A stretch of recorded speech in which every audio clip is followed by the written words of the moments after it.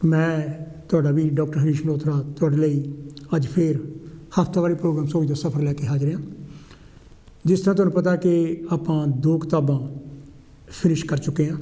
ਪਹਿਲੀ ਕਿਤਾਬ ਖੁਸ਼ੀ ਸੀ, ਦੂਸਰੀ ਕਿਤਾਬ ਜਿਹੜੀ ਪਿਛਲੇ ਹਫ਼ਤੇ ਆਪਾਂ ਫਿਨਿਸ਼ ਕੀਤੀ ਆ ਅਸੀਂ ਝੂਠ ਕਿਉਂ ਬੋਲਦੇ ਹਾਂ।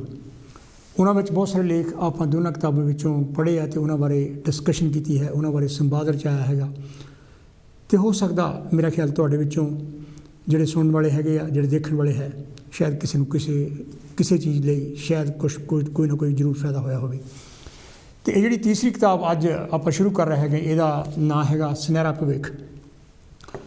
ਅਤੇ ਇਸ ਕਿਤਾਬ ਵਿੱਚ ਵੀ ਲੇਖ ਜਿਹੜੇ ਹੈਗੇ ਆ ਉਹ ਸਮਾਜਿਕ ਮਸਲਿਆਂ ਨਾਲ ਸੰਬੰਧਿਤ ਹੈ। ਜਿਸ ਤਰ੍ਹਾਂ ਤੁਹਾਨੂੰ ਪਤਾ ਹੈ ਕਿ ਮੈਂ ਉਹੋ ਜਿਹੇ ਲੇਖ ਲਿਖਦਾ ਜਿਹੜੇ ਕਿ ਸਮਾਜਿਕ ਲੇਖ ਹੁੰਦੇ ਹੈਗੇ ਆ, ਜਿਹੜੇ ਕਿ ਤੁਹਾਡੇ ਨਾਲ, ਮੇਰੇ ਨਾਲ ਅਤੇ ਆਮ ਲੋਕਾਂ ਦੇ ਨਾਲ ਸੰਬੰਧਿਤ ਹੁੰਦੇ ਆ। ਜਿਸ ਤਰ੍ਹਾਂ ਮੈਂ ਕਹਿੰਦਾ ਹਾਂ ਕਿ ਕੋਈ ਵੀ ਅੰਤਮ ਸੱਚ ਨਹੀਂ ਹੁੰਦਾ, ਪਰ ਆਪਾਂ ਉਸ ਅੰਤਮ ਸੱਚ ਨੂੰ ਲੱਭਣ ਦੀ ਕੋਸ਼ਿਸ਼ ਕਰਦੇ ਹਾਂ ਤਾਂ ਕਿ ਲੋਕਾਂ ਦਾ ਕੋਈ ਫਾਇਦਾ ਹੋ ਸਕੇ। ਇਸ ਕਿਤਾਬ ਦੇ ਸ਼ੁਰੂ ਵਿੱਚ ਜਿਹੜੀ ਮੈਂ ਗੱਲ ਲਿਖੀ ਸੀ, ਇਹਨੂੰ ਮੈਂ ਮਨ ਦੀ ਹੂਕ ਕਿਹਾ ਸੀਗਾ। ਅਤੇ ਉਹਦੇ ਵਿੱਚ ਮੈਂ ਇਹ ਲਿਖਿਆ ਸੀ ਕਿ ਇਸ ਕਿਤਾਬ ਵਿਚਲੇ ਲੇਖਾਂ ਨੇ ਮੈਨੂੰ ਵਾਰ-ਵਾਰ ਟੁੰਬਿਆ ਹੈ ਅਤੇ ਇਸੇ ਕਰਕੇ ਇਸ ਸੋਚ ਨੂੰ ਅੱਖਰੀ ਰੂਪ ਦੇ ਕੇ ਪਾਠਕਾਂ ਨਾਲ ਸਾਂਝਾ ਕਰਨ ਦਾ ਉਪਰਾਲਾ ਕੀਤਾ ਹੈ। ਮੈਂ ਇਸ ਉਮੀਦ ਨਾਲ ਇਹਨਾਂ ਲੇਖਾਂ ਨੂੰ ਕਿਤਾਬੀ ਰੂਪ ਦਿੱਤਾ ਹੈ ਕਿ ਸ਼ਾਇਦ ਪਾਠਕਾਂ ਨੂੰ ਆਪਣੇ ਜੀਵਨ ਦੀਆਂ ਉਲਝਣਾਂ ਨੂੰ ਹੱਲ ਕਰਨ ਵਿੱਚ ਮਦਦ ਮਿਲ ਸਕੇ। ਅਗਰ ਮੈਂ ਇਸ ਮੰਤਵ ਵਿੱਚ ਸਫਲ ਹੋ ਜਾਂਦਾ ਹਾਂ ਤਾਂ ਮੇਰੀ ਇਹ ਪ੍ਰਾਪਤੀ ਹੋਵੇਗੀ। ਇਨਸਾਨੀਅਤ ਦਾ ਖੈਰ ਖੁਆਹ ਤੁਹਾਡਾ ਡਾਕਟਰ ਹਰੀਸ਼ ਮਲਹੋਤਰਾ, ਬਰਮਿੰਘਮ। ਅਤੇ ਜਿਹੜਾ ਅੱਜ ਲੇਖ ਮੈਂ ਤੁਹਾਡੇ ਨਾਲ ਸਾਂਝਾ ਕਰਨਾ ਚਾਹੁੰਦਾ ਉਹ ਹੈ ਧਨ, ਦੌਲਤ ਅਤੇ ਖੁਸ਼ੀ। ਇਸ ਲੇਖ ਨੂੰ ਪੜ੍ਹਨ ਦੇ ਲਈ ਮਸੀਂ ਵੱਧ ਤੋਂ ਵੱਧ 4 ਜਾਂ 5 ਮਿੰਟ ਲੱਗਣਗੇ। ਅਤੇ ਤੁਸੀਂ ਟੈਲੀਫੋਨ ਕਾਲ ਜਿਹੜੀਆਂ ਹੈਗੀਆਂ ਉਹ ਹੁਣ ਤੋਂ ਹੀ ਰਿਜ਼ਰਵ ਕਰਾ ਸਕਦੇ ਹੈਗੇ ਆ। ਸਾਡਾ ਟੈਲੀਫੋਨ ਨੰਬਰ ਜਿਸ ਤਰ੍ਹਾਂ ਤੁਹਾਨੂੰ ਪਤਾ ਹੈ, ਜਿਸ ਤਰ੍ਹਾਂ ਕਿ ਥੱਲੇ ਉਹ ਸਕਰੀਨ 'ਤੇ ਵੀ ਆ ਰਿਹਾ ਹੈਗਾ। ਜੇ ਤੁਸੀਂ ਬਰਤਾਨੀਆ ਵਿੱਚੋਂ ਫ਼ੋਨ ਕਰ ਰਹੇ ਤਾਂ ਫਿਰ ਉਹ ਹੈ 0121 502 4304। ਅਤੇ ਜੇ ਤੁਸੀਂ ਬਰਤਾਨੀਆ ਤੋਂ ਬਾਹਰ ਤੋਂ ਫ਼ੋਨ ਕਰ ਰਹੇ ਹੈਗੇ ਤਾਂ ਫਿਰ ਤੁਹਾਨੂੰ 0044 121 502 4304 ਨੰਬਰ ਘੁਮਾਉਣਾ ਪਊਗਾ।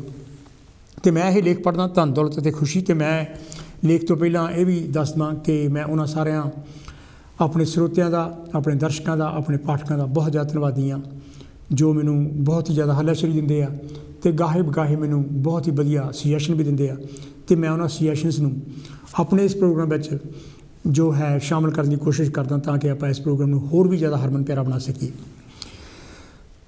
ਧਨ, ਦੌਲਤ ਅਤੇ ਖੁਸ਼ੀ। ਅਸੀਂ ਇਹ ਗੱਲ ਆਮ ਲੋਕਾਂ ਤੋਂ ਸੁਣਦੇ ਹਾਂ ਕਿ ਜੇਕਰ ਪੈਸਾ ਰੱਬ ਨਹੀਂ ਤਾਂ ਰੱਬ ਤੋਂ ਘੱਟ ਵੀ ਨਹੀਂ। ਇਸ ਗੱਲ ਦਾ ਸੰਕਲਪ ਇਹ ਹੀ ਹੈ ਕਿ ਅਗਰ ਰੱਬ ਨਾਂ ਦੇ ਸੰਕਲਪ ਨੂੰ ਬਹੁਤ ਜ਼ਿਆਦਾ ਤਾਕਤਵਰ ਜਾਂ ਸਰਬ ਸ਼ਕਤੀਮਾਨ ਮੰਨਿਆ ਜਾਂਦਾ ਹੈ ਤਾਂ ਪੈਸੇ ਦੀ ਅਹਿਮੀਅਤ ਵੀ ਅੱਜ ਦੇ ਜ਼ਮਾਨੇ ਵਿੱਚ ਘੱਟ ਨਹੀਂ ਹੈ। ਨਾਲ ਦੀ ਨਾਲ ਇਹ ਵੀ ਆਮ ਕਿਹਾ ਜਾਂਦਾ ਹੈ ਕਿ ਪੈਸਾ ਸਾਡਾ ਸਮਾਜ ਵਿੱਚ ਰੁਤਬਾ ਬਦਲ ਦਿੰਦਾ ਹੈ ਅਤੇ ਇਸੇ ਕਰਕੇ ਇਹ ਕਹਾਵਤਾਂ ਬਣੀਆਂ ਹਨ, ਜਿਹਦੀ ਕੁੱਠੀ ਦਾਣੇ ਉਹਦੇ ਕਮਲੇ ਵੀ ਸਿਆਣੇ ਅਤੇ ਪਰਸੂ ਪਰਸਾ ਪਰਸਰਾਮ। ਦੂਜੇ ਪਾਸੇ ਇਹ ਵੀ ਮੰਨਿਆ ਜਾਂਦਾ ਹੈ ਕਿ ਸਾਰੀਆਂ ਸਮਾਜਿਕ ਬੁਰਾਈਆਂ ਦਾ ਜੜ ਪੈਸਾ ਹੈ। ਪੈਸੇ ਦੀ ਘਾਟ ਬਾਅਦ ਕਈ ਤਰ੍ਹਾਂ ਦੇ ਵਿਤਕਰੇ, ਜਾਇਜ਼ ਨਜਾਇਜ਼ ਕੰਮਾਂ ਨੂੰ ਪ੍ਰਭਾਵਿਤ ਕਰਦੀ ਹੈ। ਸਾਨੂੰ ਇਹ ਸਭ ਕੁਝ ਪਤਾ ਹੋਣ ਦੇ ਬਾਵਜੂਦ ਵੀ ਅਸੀਂ ਇਸ ਗੱਲ ਨੂੰ ਅੱਖੋਂ ਪਰੋਖੇ ਨਹੀਂ ਕਰ ਸਕਦੇ ਕਿ ਪੈਸੇ ਦੀ ਕੋਈ ਅਹਿਮੀਅਤ ਨਹੀਂ ਹੈ। ਇਹਨੇ ਲੋਕਾਂ ਦੀ ਗਮੀ ਖੁਸ਼ੀ ਨੂੰ ਪ੍ਰਭਾਵਿਤ ਕੀਤਾ ਹੈ। ਸਰੀਰਕ ਅਤੇ ਮਾਨਸਿਕ ਸਿਹਤ ਵੀ ਇਹਦੇ ਨਾਲ ਜੁੜੀ ਹੋਈ ਹੈ ਅਤੇ ਰਿਸ਼ਤਿਆਂ ਨਾਤਿਆਂ ਵਿੱਚ ਵੀ ਇਹ ਅਹਿਮ ਭੂਮਿਕਾ ਨਿਭਾਉਂਦਾ ਹੈ। ਲੋਕਾਂ ਨੂੰ ਕੱਖਾਂ ਤੋਂ ਲੱਖਾਂ ਤੱਕ ਅਤੇ ਲੱਖਾਂ ਤੋਂ ਕੱਖਾਂ ਤੱਕ ਪਹੁੰਚਾਉਣ ਦਾ ਰੁਤਬਾ ਵੀ ਇਹਦੇ ਨਾਲ ਹੀ ਜੁੜਿਆ ਹੈ। ਡਾਕਟਰ ਵਿਲਕਿਨਸਨ ਅਤੇ ਡਾਕਟਰ ਪਿਕਟ ਦੀ 20 ਸਾਲਾਂ ਦੀ ਖੋਜ ਨੇ ਵੀ ਇਹ ਸਿੱਧ ਕਰਤਾ ਹੈ ਕਿ ਇਹ ਅਮੀਰੀ ਗਰੀਬੀ ਦਾ ਪਾੜਾ ਹੀ ਹੈ ਜੋ ਸਮਾਜਿਕ ਬੁਰਾਈਆਂ ਜਿਵੇਂ ਚੋਰੀ ਚਕਾਰੀ, ਦਿਓ ਵਪਾਰ, ਹੇਰਾਫੇਰੀਆਂ, ਧੋਖਾਧੜੀ, ਧੱਕੇਸ਼ਾਹੀ ਆਦਿ ਪੈਦਾ ਕਰਨ ਵਿੱਚ ਅਹਿਮ ਰੋਲ ਨਿਭਾਉਂਦਾ ਹੈ। ਜਿਹੜੇ ਸਮਾਜਾਂ ਵਿੱਚ ਪੈਸੇ ਦੀ ਸਮਾਨਤਾ ਹੈ ਉੱਥੇ ਬੁਰਾਈਆਂ ਘੱਟ ਹਨ ਅਤੇ ਲੋਕਾਂ ਦੀ ਜੀਵਨ ਸਤਰ ਵੀ ਸੁਖਾਵੀਂ ਹੈ। ਇਹ ਦੋਨੇ ਡਾਕਟਰ ਨੋਟਿੰਗਮ ਯੂਨੀਵਰਸਿਟੀ ਦੇ ਜਿਹੜੇ ਹੈਗੇ ਆ ਪ੍ਰੋਫੈਸਰ ਆ ਅਤੇ ਉੱਥੇ ਉਹਨਾਂ ਨੇ ਇਹ ਖੋਜ ਕੀਤੀ ਸੀ। ਸਿਆਣੇ ਲੋਕ ਤਾਂ ਇਹ ਵੀ ਕਹਿੰਦੇ ਹਨ ਕਿ ਪੈਸਾ ਆਪਣੇ ਆਪ ਵਿੱਚ ਖਰਾਬੀਆਂ ਨਹੀਂ ਕਰਦਾ, ਪਰ ਪੈਸੇ ਦਾ ਪਿਆਰ ਮਨ ਨੂੰ ਠੇਸ ਪਹੁੰਚਾਉਣ ਵਾਲੇ ਕੰਮ ਕਰਦਾ ਹੈ। ਜਿਵੇਂ ਚਿੰਤਾ, ਫਿਕਰ ਇਸ ਪੈਸੇ ਦੇ ਪਿਆਰ ਕਰਕੇ ਹੁੰਦੀ ਹੈ। ਕਈ ਧਨਾਢ ਲੋਕਾਂ ਨੂੰ ਤਾਂ ਇਸੇ ਚਿੰਤਾ ਕਰਕੇ ਨੀਂਦ ਤੱਕ ਨਹੀਂ ਆਉਂਦੀ। ਪੈਸੇ ਦੇ ਪਿਆਰ ਕਰਨ ਵਾਲਿਆਂ ਨੂੰ ਸਬਰ ਸੰਤੋਖ ਨਹੀਂ ਆਉਂਦਾ। ਉਹ ਜ਼ਿਆਦਾ ਤੋਂ ਜ਼ਿਆਦਾ ਪੈਸੇ ਨੂੰ ਇਕੱਠਾ ਕਰਨ ਵਿੱਚ ਦਿਨ ਰਾਤ ਬੇਸਬਰੀ ਨਾਲ ਲੱਗੇ ਰਹਿੰਦੇ ਹਨ। ਇਹ ਪੈਸਾ ਅਤੇ ਧਨ ਦੌਲਤ ਨੂੰ ਜ਼ਿਆਦਾ ਇਕੱਠਾ ਕਰਨ ਦੀ ਦੌੜ ਹੀ ਹੈ ਜੋ ਉਹਨਾਂ ਨੂੰ ਕਾਨੂੰਨਾਂ ਦੀ ਉਲੰਘਣਾ ਕਰਨ ਵਿੱਚ ਉਕਸਾਉਂਦੀ ਹੈ। ਸ਼ਾਇਦ ਇਸੇ ਕਰਕੇ ਕਈ ਸਿਆਣੇ ਕਹਿੰਦੇ ਹਨ ਕਿ ਪਾਪਾਂ ਬਿਨਾਂ ਧਨ ਦੌਲਤ ਦੇ ਅੰਬਾਰ ਨਹੀਂ ਲੱਗਦੇ। ਕਈ ਲੋਕਾਂ ਦਾ ਇਹ ਵੀ ਮੰਨਣਾ ਹੈ ਕਿ ਧਨ ਦੌਲਤ ਸਾਨੂੰ ਸੁਰੱਖਿਅਤਾ ਅਤੇ ਖੁਸ਼ੀ ਪ੍ਰਦਾਨ ਕਰਦੀ ਹੈ, ਪਰ ਦੇਖਣ ਵਿੱਚ ਆਇਆ ਹੈ ਕਿ ਇਹ ਗੱਲਾਂ ਤੱਥਾਂ 'ਤੇ ਨਹੀਂ ਠਹਿਰਦੀਆਂ। ਬਹੁਤ ਜ਼ਿਆਦਾ ਅਮੀਰ ਲੋਕਾਂ ਨੂੰ ਵੀ ਜਾਨੋਂ ਮਾਰ ਦਿੱਤਾ ਗਿਆ ਹੈ ਜਾਂ ਮਾਰ ਦਿੱਤਾ ਜਾਂਦਾ ਹੈ। ਇਤਿਹਾਸ ਅਤੇ ਅਖਬਾਰਾਂ ਇਹੋ ਜਿਹੀਆਂ ਖਬਰਾਂ ਨਾਲ ਓਤ-ਪੋਤ ਹਨ। ਜਿੱਥੋਂ ਤੱਕ ਖੁਸ਼ੀ ਵਾਲੀ ਗੱਲ ਹੈ, ਇਹਦਾ ਵੀ ਕੋਈ ਠੋਸ ਆਧਾਰ ਨਹੀਂ ਹੈ। ਅਮੀਰ ਲੋਕਾਂ ਨੂੰ ਚਿੰਤਾ, ਉਦਾਸੀ ਅਤੇ ਇਕੱਲਤਾ ਦੇ ਰੋਗ ਲੱਗ ਜਾਂਦੇ ਹਨ। ਸ਼ਹਿਜ਼ਾਦੀ ਡਿਆਨਾ ਵਰਗੀਆਂ ਹੋਰ ਵੀ ਕਈ ਉਦਾਹਰਨਾਂ ਦਿੱਤੀਆਂ ਜਾ ਸਕਦੀਆਂ ਹਨ ਜਿੱਥੇ ਧਨ ਦੌਲਤ ਨੇ ਲੋਕਾਂ ਨੂੰ ਖੁਸ਼ੀ ਨਹੀਂ ਦਿੱਤੀ ਸੀ। ਹਾਂ, ਇਹ ਗੱਲ ਠੀਕ ਹੈ ਕਿ ਪੈਸਾ ਸਾਨੂੰ ਰੋਟੀ, ਕੱਪੜਾ ਅਤੇ ਮਕਾਨ ਜ਼ਰੂਰ ਦਿੰਦਾ ਹੈ ਅਤੇ ਇਹ ਵੀ ਕਿ ਬਿਮਾਰ ਹੋਣ 'ਤੇ ਇਹ ਇਲਾਜ ਕਰਾਉਣ ਵਿੱਚ ਸਹਾਇਤਾ ਵੀ ਕਰ ਸਕਦਾ ਹੈ, ਪਰ ਪੈਸਾ ਚੰਗੀ ਸਿਹਤ ਨਹੀਂ ਖਰੀਦ ਸਕਦਾ। ਹੁਣ ਦੇ ਜ਼ਮਾਨੇ ਵਿੱਚ ਜਿੱਥੇ ਮਦਵਾੜੇ ਨੇ ਇੱਕ ਕਿਸਮ ਦਾ ਸਾਰੀ ਦੁਨੀਆ ਨੂੰ ਆਪਣੀ ਲਪੇਟ ਵਿੱਚ ਲਿਆ ਹੋਇਆ ਹੈ, ਥੋੜ੍ਹੇ ਪੈਸਿਆਂ ਨਾਲ ਕਿਵੇਂ ਗੁਜ਼ਾਰਾ ਚਲਾਇਆ ਜਾਵੇ। ਸੋਹਣ ਦੇ 2 ਪੁੱਤਰ ਹਨ।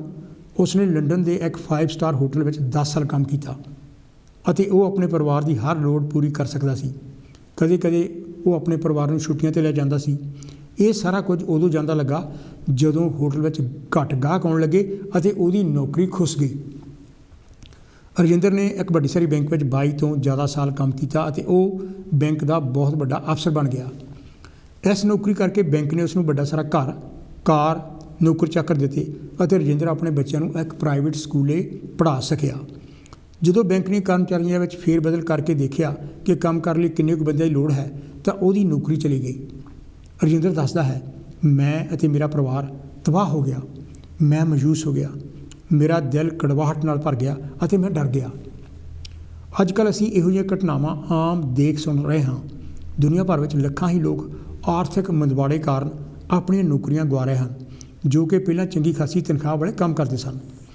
ਇਹਨਾਂ ਵਿੱਚੋਂ ਕਈਆਂ ਨੂੰ ਮਹਿੰਗਾਈ ਨਾਲ ਜੂਝਦਿਆਂ ਘੱਟ ਤਨਖਾਹ ਵਾਲੀਆਂ ਨੌਕਰੀਆਂ ਸਵੀਕਾਰ ਕਰਨੀਆਂ ਪਈਆਂ।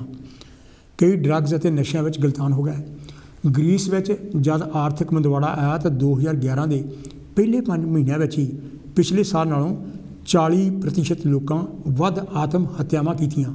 ਇਹ ਰੁਝਾਨ 2014 ਵਿੱਚ ਇੰਗਲੈਂਡ ਵਿੱਚ ਵੀ ਰਿਹਾ। ਜੇ ਸਾਨੂੰ ਪਹਿਲਾਂ ਨਾਲੋਂ ਘੱਟ ਤਨਖਾਹ ਮਿਲ ਰਹੀ ਹੈ ਜਾਂ ਸਾਡੀ ਨੌਕਰੀ ਚਲੀ ਗਈ ਹੈ ਤਾਂ ਸੌਖਿਆਂ ਹੀ ਸਾਡੇ ਮਨ ਵਿੱਚ ਨਿਰਾਸ਼ ਕਰਨ ਵਾਲੇ ਖਿਆਲ ਆ ਸਕਦੇ ਹਨ। ਇਹ ਤਾਂ ਠੀਕ ਹੈ ਕਿ ਕੋਈ ਵੀ ਇਨਸਾਨ ਡਰ ਨੂੰ ਪੂਰੀ ਤਰ੍ਹਾਂ ਮਨ ਵਿੱਚੋਂ ਨਹੀਂ ਕੱਢ ਸਕਦਾ, ਪਰ ਸਿਆਣਿਆਂ ਦਾ ਕਹਿਣਾ ਹੈ, ਜੇ ਤੂੰ ਬਿਪਤਾ ਦੇ ਦਿਨ ਢਿੱਲਾ ਪੈ ਜਾਵੇਂ ਤਾਂ ਤੇਰੀ ਸ਼ਕਤੀ, ਬਲ, ਸਮਝ ਘੱਟ ਹੈ। ਇਸੇ ਕਰਕੇ ਸਾਨੂੰ ਅਕਲ ਤੋਂ ਕੰਮ ਲੈਣਾ ਚਾਹੀਦਾ ਹੈ। ਪੰਜਾਬੀ ਦੀ ਕਹਾਵਤ ਹੈ ਕਿ ਚਾਦਰ ਦੇਖ ਕੇ ਪੈਰ ਪਸਾਰੋ।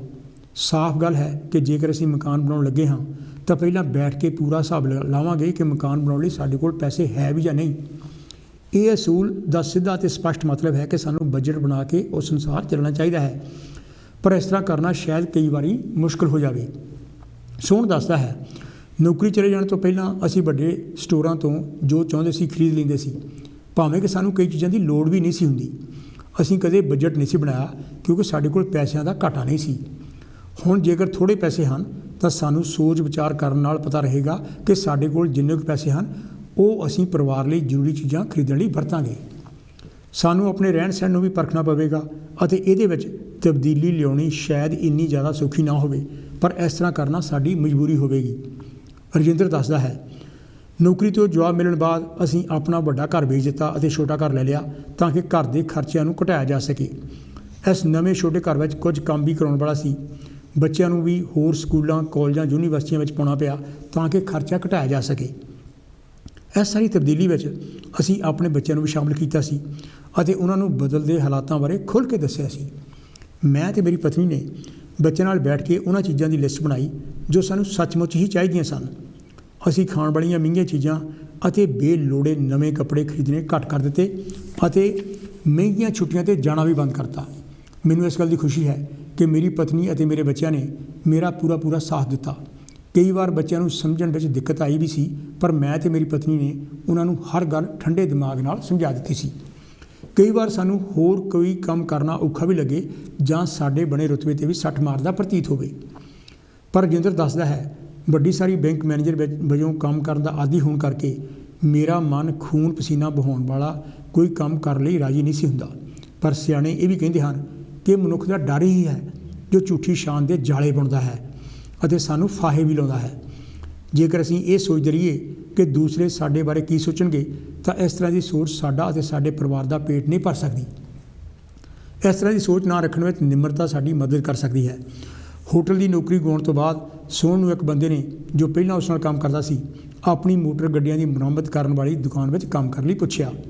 ਇਹ ਕੰਮ ਕਰਦਿਆਂ ਉਸ ਨੂੰ ਰੰਗ ਅਤੇ ਹੋਰ ਚੀਜ਼ਾਂ ਖਰੀਦਣ ਲਈ ਮਿੱਟੀ ਘੱਟੇ ਨਾਲ ਭਰੀਆਂ ਸੜਕਾਂ ਉੱਤੇ ਪੈਦਲ ਸਫ਼ਰ ਕਰਨਾ ਪੈਂਦਾ ਸੀ। ਸੋਹਣ ਦੱਸਦਾ ਹੈ, ਭਾਵੇਂ ਮੈਨੂੰ ਲੱਗਦਾ ਸੀ ਕਿ ਇਹ ਕੰਮ ਮੇਰੇ ਤੋਂ ਨਹੀਂ ਹੋਣਾ, ਪਰ ਇਸ ਤੋਂ ਸਿਵਾਏ ਮੇਰੇ ਕੋਲ ਹੋਰ ਕੋਈ ਚਾਰਾ ਵੀ ਤਾਂ ਨਹੀਂ ਸੀ। ਮਨ ਮਾਰ ਕੇ ਮੈਂ ਆਪਣੇ ਆਪ ਨੂੰ ਇਸ ਕੰਮ ਲਈ ਢਾਲਿਆ, ਭਾਵੇਂ ਕਿ ਮੇਰੀ ਹੁਣ ਤਨਖਾਹ ਮੇਰੀ ਪਹਿਲੀ ਤਨਖਾਹ ਦੀ ਤਨਖਾਹ ਦਾ ਚੌਥਾ ਹਿੱਸਾ ਵੀ ਨਹੀਂ ਸੀ, ਪਰ ਇਹ ਮੇਰੇ ਪਰਿਵਾਰ ਦੀਆਂ ਲੋੜਾਂ ਪੂਰੀਆਂ ਕਰਨ ਲਈ ਕਾਫੀ ਸੀ।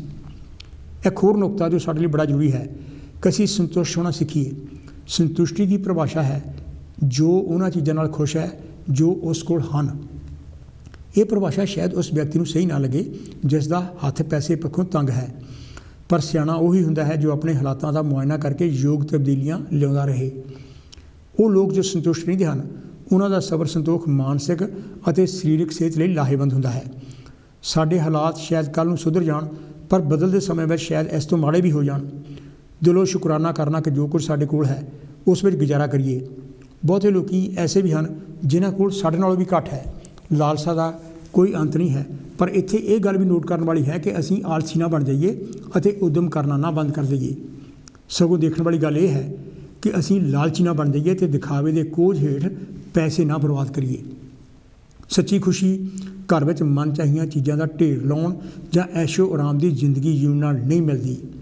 ਸਗੋਂ ਖੁਸ਼ੀ ਅਤੇ ਸੰਤੁਸ਼ਟੀ ਉਦੋਂ ਮਿਲਦੀ ਹੈ ਜਦੋਂ ਅਸੀਂ ਦੂਜਿਆਂ ਨੂੰ ਆਪਣੇ ਸ਼ਬਦਾਂ ਨਾਲ ਹੌਸਲਾ ਦਿੰਦੇ ਹਾਂ ਅਤੇ ਵਿੱਤ ਮੁਤਾਬਕ ਉਹਨਾਂ ਦੀ ਮਦਦ ਵੀ ਕਰਦੇ ਹਾਂ। ਲੈਣ ਨਾਲੋਂ ਦੇਣ ਵਿੱਚ ਜ਼ਿਆਦਾ ਖੁਸ਼ੀ ਮਿਲਦੀ ਹੈ। ਸ਼ਾਂਤ ਮਨ ਸਰੀਰਕ ਅਤੇ ਮਾਨਸਿਕ ਸਿਹਤ ਲਈ ਗੁਣਕਾਰੀ ਹੈ। ਸ਼ਾਂਤ ਸੁਭਾਅ, ਚੰਗੇ ਦੋਸਤ ਬਣਾਉਣੇ ਅਤੇ ਖੁੱਲ੍ਹਦਿਲੇ ਹੋਣਾ ਸਾਨੂੰ ਖੁਸ਼ੀਆਂ ਦਿੰਦਾ ਹੈ।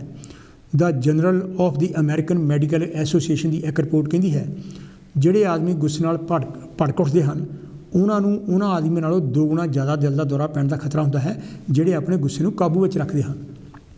ਆਸਟ੍ਰੇਲੀਆ ਵਿੱਚ 10 ਸਾਲਾਂ ਤਾਈਂ ਕੀਤੀ ਖੋਜ ਤੋਂ ਪਤਾ ਲੱਗਾ ਹੈ ਕਿ ਜਿਹੜੇ ਬਜ਼ੁਰਗ ਆਪਣੇ ਦੋਸਤਾਂ ਮਿੱਤਰਾਂ ਅਤੇ ਹਮਖਿਆਲ ਲੋਕਾਂ ਨਾਲ ਮੇਲ ਜੋਲ ਰੱਖਦੇ ਹਨ ਉਹ ਜ਼ਿਆਦਾ ਲੰਬੀ ਉਮਰ ਭੋਗਦੇ ਹਨ।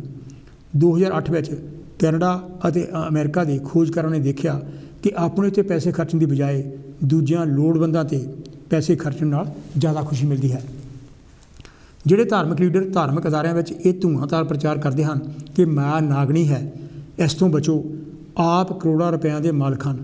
ਧਾਰਮਿਕ ਸਥਾਨਾਂ 'ਤੇ ਪ੍ਰਚਾਰ ਅਤੇ ਕੀਰਤਨ ਕਰਨ ਵਾਲਿਆਂ ਦੀ ਨਿਗਾਹ ਵੀ ਇਸ ਗੱਲ 'ਤੇ ਟਿਕੀ ਰਹਿੰਦੀ ਹੈ ਕਿ ਸਾਨੂੰ ਕਿੱਥੋਂ ਪੈਸੇ ਆ ਰਹੇ ਹਨ ਅਤੇ ਕਿੰਨਾ ਧਨ ਇਕੱਠਾ ਹੋ ਰਿਹਾ ਹੈ। ਅਗਰ ਮਾਇਆ ਨਾਗਣੀ ਹੈ ਤਾਂ ਉਹ ਧਨ ਦੌਲਤ ਦੇ ਕਿਉਂ ਅੰਬਾਰ ਲਾਈ ਬੈਠੇ ਹਨ? ਕਿਉਂ ਨਹੀਂ ਉਹ ਪੈਸੇ ਦੇ ਮੁਫਤ ਵਿੱਚ ਹਸਪਤਾਲ ਖੋਲ੍ਹਦੇ, ਵਧੀਆ ਸਕੂਲ ਕਾਲਜ ਯੂਨੀਵਰਸਿਟੀਆਂ ਬਣਾਉਂਦੇ ਜਾਂ ਬੇਘਰਾਂ ਨੂੰ ਘਰ ਬਣਾ ਕੇ ਦਿੰਦੇ? ਪੈਸਾ ਇਕੱਠਾ ਕਰਨ ਲਈ ਇਹ ਲੋਕ ਧਾਰਮਿਕ ਭਾਵਨਾਵਾਂ ਰਾਹੀਂ ਸਰੀਰਕ ਅਤੇ ਮਾਨਸਿਕ ਸ਼ੋਸ਼ਣ ਕਰਕੇ ਆਪ ਵੀ ਭਟਕਦੇ ਫਿਰਦੇ ਹਨ ਅਤੇ ਲੋਕਾਂ ਨੂੰ ਗੁੰਮਰਾਹ ਕਰਕੇ ਆਪ ਵੀ ਵਧੀਆ ਰੋਲ ਮਾਡਲ ਨਹੀਂ ਸਿੱਟ ਸਕੇ। ਇਹੀ ਕਾਰਨ ਹਨ ਕਿ ਜ਼ਿਆਦਾ ਪੈਸਾ ਮਨ ਦੀ ਖੁਸ਼ੀ ਨਹੀਂ ਲਿਆਉਂਦਾ। ਅਸਲੀਅਤ ਅਤੇ ਸੱਚ ਵਿੱਚ ਜਿਉਣਾ ਸਾਨੂੰ ਧਰਵਾਸਾ ਦੇ ਸਕਦਾ ਅਤੇ ਮਨ ਦੀ ਖੁਸ਼ੀ ਵੱਲ ਲਿਜਾ ਸਕਦਾ ਹੈ। ਅੱਜ ਕੱਲ੍ਹ ਦੇ ਮੰਦਵਾੜੇ ਦੇ ਸਮੇਂ ਵਿੱਚ ਜਿੱਥੇ ਨੌਕਰੀ ਘਰ ਅਤੇ ਇੱਥੋਂ ਤੱਕ ਕਿ ਪੈਨਸ਼ਨ ਖੁੱਸ ਜਾਣ ਦਾ ਵੀ ਡਰ ਬਣਿਆ ਹੋਵੇ, ਉਹਨਾਂ ਮੌਕਿਆਂ 'ਤੇ ਲੋਕਾਂ ਦੀ ਇਸ ਗੱਲ 'ਤੇ ਹੋੜ ਲੱਗ ਜਾਂਦੀ ਹੈ ਕਿ ਜਿੰਨਾ ਕੁ ਪੈਸਾ ਉਹਨਾਂ ਕੋਲ ਹੈ ਉਹਦੇ ਨਾਲ ਵੱਧ ਤੋਂ ਵੱਧ ਚੀਜ਼ਾਂ ਖਰੀਦ ਲਈਆਂ ਜਾਣ ਤਾਂ ਕਿ ਆਪਣੀ ਝੂਠੀ ਸ਼ਾਨ ਕਿਸੇ ਤਰ੍ਹਾਂ ਫਿੱਕੀ ਨਾ ਪੈ ਜਾਵੇ। ਇਹਨਾਂ ਹਾਲਾਤਾਂ ਦੇ ਵੱਡੇ ਵਪਾਰੀਆਂ ਨੂੰ ਕੋਈ ਫਿਕਰ ਨਹੀਂ ਹੁੰਦੀ ਕਿ ਲੋਕਾਂ ਦੀ ਹਾਲਤ ਖਸਤਾ ਹੋ ਰਹੀ ਹੈ, ਸਗੋਂ ਉਹ ਇਹਨਾਂ ਹਾਲਾਤਾਂ ਦਾ ਲਾਹਾ ਲੈਂਦੇ ਹਨ ਅਤੇ ਜ਼ੋਰਾਂ ਸ਼ੋਰਾਂ ਨਾਲ ਇਸ਼ਤਿਹਾਰਬਾਜ਼ੀ ਕਰਦੇ ਹਨ ਕਿ ਭਾਵੇਂ ਤੁਹਾਡੇ ਕੋਲ ਨਗਦ ਪੈਸੇ ਨਹੀਂ ਹਨ, ਅਸੀਂ ਤੁਹਾਨੂੰ ਕ੍ਰੈਡਿਟ ਦੇਵਾਂਗੇ, ਤੁਸੀਂ ਵੱਡਾ ਕਰਦੇ ਵੱਡੀਆਂ ਕਾਰਾਂ ਖਰੀਦੋ। ਕਈ ਲੋਕ ਇਹਨਾਂ ਦੀ ਚਮਕ ਦਮਕ ਭੁਲੇਖਾ ਪਾਊ ਇਸ਼ਤਿਹਾਰਬਾਜ਼ੀ ਵਿੱਚ ਧੱਸ ਜਾਂਦੇ ਹਨ ਅਤੇ ਝੂਠੇ ਮੁਖੌਟੇ ਨੂੰ ਕਾਇਮ ਰੱਖਦੇ ਆਪਣਾ ਘਰ ਅਤੇ ਹੋਰ ਕੀਮਤੀ ਚੀਜ਼ਾਂ ਲੁਟਾ ਦਿੰਦੇ ਹਨ। ਖੁਸ਼ੀ ਦੀ ਇਹ ਮਿਰਗ ਤ੍ਰਿਸ਼ਨਾ ਉਹਨਾਂ ਨੂੰ ਥੋੜ੍ਹੀ ਦੇਰ ਲਈ ਸੁਪਨਿਆਂ ਵਿੱਚ ਲੈ ਜਾਂਦੀ ਹੈ ਅਤੇ ਬਾਅਦ ਵਿੱਚ ਉਹ ਘੋਰ ਉਦਾਸੀ ਅਤੇ ਆਤਮ ਹੱਤਿਆ ਤੱਕ ਜਾ ਪਹੁੰਚਦੇ ਹਨ। ਇਸ ਗੱਲ ਦੀ ਪੁਸ਼ਟੀ ਕਿਤਾਬ ਦਾ ਨਾਰਸਿਸਿਜ਼ਮ ਐਪੀਡੈਮਿਕ ਵੀ ਕਰਦੀ ਹੈ ਕਿ ਕ੍ਰੈਡਿਟ ਕਾਰਡਾਂ 'ਤੇ ਲਈਆਂ ਮਹਿੰਗੀਆਂ ਚੀਜ਼ਾਂ ਨਸ਼ਾ ਲੈਣ ਵਾਂਗ ਬਸ ਥੋੜ੍ਹੀ ਚਿਰ ਹੀ ਖੁਸ਼ੀ ਦਿੰਦੀਆਂ ਹਨ ਅਤੇ ਬਾਅਦ ਵਿੱਚ ਉਦਾਸੀ ਦਾ ਆਲਮ ਆ ਘੇਰਦਾ ਹੈ। ਇਹ ਪਦਾਰਥਕ ਚੀਜ਼ਾਂ ਸਾਨੂੰ ਉਹਨਾਂ ਅਹਿਮ ਗੱਲਾਂ ਤੋਂ ਦੂਰ ਲਿਜਾਂਦੀਆਂ ਹਨ ਜਿਹੜੀਆਂ ਕਿ ਅਸਲੀ ਖੁਸ਼ੀ ਦਾ ਧੁਰਾ ਹਨ, ਜਿਵੇਂ ਪਰਿਵਾਰਕ ਏਕਤਾ ਅਤੇ ਬੱਚਿਆਂ ਨਾਲ ਨੇੜਤਾ ਸਾਨੂੰ ਜ਼ਿਆਦਾ ਖੁਸ਼ੀ ਦਿੰਦੀ ਹੈ। ਅਨੂ ਦਾ ਕਹਿਣਾ ਹੈ, ਮੇਰੇ ਡੈਡੀ ਨੇ ਸਦਾ ਪੈਸੇ ਅਤੇ ਆਪਣੀ ਨੌਕਰੀ ਨੂੰ ਪਹਿਲ ਦਿੱਤੀ ਸੀ। ਘਰ ਵਿੱਚ ਜੋ ਵੀ ਸਾਨੂੰ ਚਾਹੀਦਾ ਸੀ ਸਾਡੇ ਕੋਲ ਸੀ, ਪਰ ਮੇਰਾ ਡੈਡ ਕਦੇ ਵੀ ਘਰ ਨਹੀਂ ਸੀ ਹੁੰਦਾ। ਉਹ ਆਪਣੇ ਕੰਮ ਕਰਕੇ ਸਦਾ ਹੀ ਘਰੋਂ ਬਾਹਰ ਤੁਰਿਆ ਰਹਿੰਦਾ ਸੀ। ਮੈਂ ਮੰਨਦੀ ਹਾਂ ਕਿ ਇਹ ਉਹਦੀ ਨੌਕਰੀ ਕਰਕੇ ਸੀ, ਪਰ ਉਹਦੀ ਆਪਣੇ ਪਰਿਵਾਰ ਲਈ ਵੀ ਤਾਂ ਕੋਈ ਜ਼ਿੰਮੇਵਾਰੀ ਸੀ। ਸ਼ਾਇਦ ਇਸੇ ਕਰਕੇ ਬਹੁਤ ਸਾਰੇ ਪਰਿਵਾਰਾਂ ਵਿੱਚ ਬੱਚਿਆਂ ਅਤੇ ਮਾਪਿਆਂ ਦੇ ਸੰਬੰਧ ਬਹੁਤੇ ਸਿਖਾਵੇਂ ਨਹੀਂ ਹਨ। ਕਈ ਪਰਿਵਾਰ ਤਾਂ ਇਸੇ ਕਰਕੇ ਖੇਰੂ ਖਰੂ ਹੋ ਗਏ ਕਿਉਂਕਿ ਲੋੜ ਵੇਲੇ ਬੱਚਿਆਂ ਨੂੰ ਸਹੀ ਸਲਾਹ ਦੇਣ ਵੇਲੇ ਉਹਨਾਂ ਕੋਲ ਉਹਨਾਂ ਨਾਲ ਬੈਠਣ ਅਤੇ ਵਿਚਾਰ ਕਰਨ ਦਾ ਸਮਾਂ ਹੀ ਹੈ ਨਹੀਂ ਸੀ। ਪਰਿਵਾਰ ਨੂੰ ਬਣਦਾ ਪਿਆਰ ਅਤੇ ਧਿਆਨ ਨਾ ਦਿੱਤਾ ਜਾਵੇ ਤਾਂ ਫਿਰ ਭਾਵੇਂ ਘਰ ਵਿੱਚ ਰੋਜ਼ ਮਹਿੰਗੇ ਮਹਿੰਗੇ ਪਕਵਾਨ ਬਣਦੇ ਹੋਣ, ਉੱਥੇ ਆਪਸੀ ਸਮਝ ਅਤੇ ਪਰਿਵਾਰਕ ਨੇੜਤਾ ਖੰਭ ਲਾ ਕੇ ਉੱਡ ਜਾਵੇਗੀ। ਰੁੱਖੀ ਮਿੱਸੀ ਰੋਟੀ ਪਿਆਰ ਵਾਲੇ ਪਰਿਵਾਰ ਵਿੱਚ ਮਹਿੰਗੀ ਤੋਂ ਮਹਿੰਗੀ ਰੋਟੀ ਦਾਲ ਭਾਜੀ ਨਾਲੋਂ ਜ਼ਿਆਦਾ ਚੰਗੀ ਸਾਬਤ ਹੋਈ ਹੈ। ਕਿਤਾਬ ਦਾ ਨਾਰਸਿਸਿਜ਼ਮ ਐਪੀਡੈਮਿਕ ਦਾ ਕਹਿਣਾ ਹੈ, ਔਸਤਨ ਪਦਾਰਥਕ ਚੀਜ਼ਾਂ ਮਗਰ ਦੌੜਨ ਵਾਲੇ ਲੋਕਾਂ ਕੋਲ ਖੁਸ਼ੀ ਘੱਟ ਅਤੇ ਉਦਾਸੀ ਜ਼ਿਆਦਾ ਹੁੰਦੀ ਹੈ। ਇਹ ਵੀ ਕਿ ਜਿਹੜੇ ਲੋਕ ਪੈਸੇ ਦੀ ਦੌੜ ਵਿੱਚ ਲੱਗ ਜਾਂਦੇ ਹਨ ਉਹ ਮਾਨਸਿਕ ਤੌਰ 'ਤੇ ਦੁੱਖ ਝੱਲਦੇ ਹਨ। ਇਹਨਾਂ ਲੋਕਾਂ ਨੂੰ ਸਰੀਰਕ ਬਿਮਾਰੀਆਂ ਵੀ ਜ਼ਿਆਦਾ ਲੱਗਦੀਆਂ ਹਨ, ਜਿਵੇਂ ਗਲਾ ਖਰਾਬ ਹੋਣਾ, ਪਿੱਠ ਦਰਦ ਹੋਣੀ, ਸਿਰ ਦਰਦ ਅਤੇ ਫਲੂ ਆਦਿ। ਇਹਨਾਂ ਲੋਕਾਂ ਦਾ ਜ਼ਿਆਦਾ ਸ਼ਰਾਬ ਅਤੇ ਪਾਬੰਦੀਸ਼ੁਦਾ ਡਰੱਗਸ ਵਰਤਣ ਦਾ ਵੀ ਰੁਝਾਨ ਹੁੰਦਾ ਹੈ।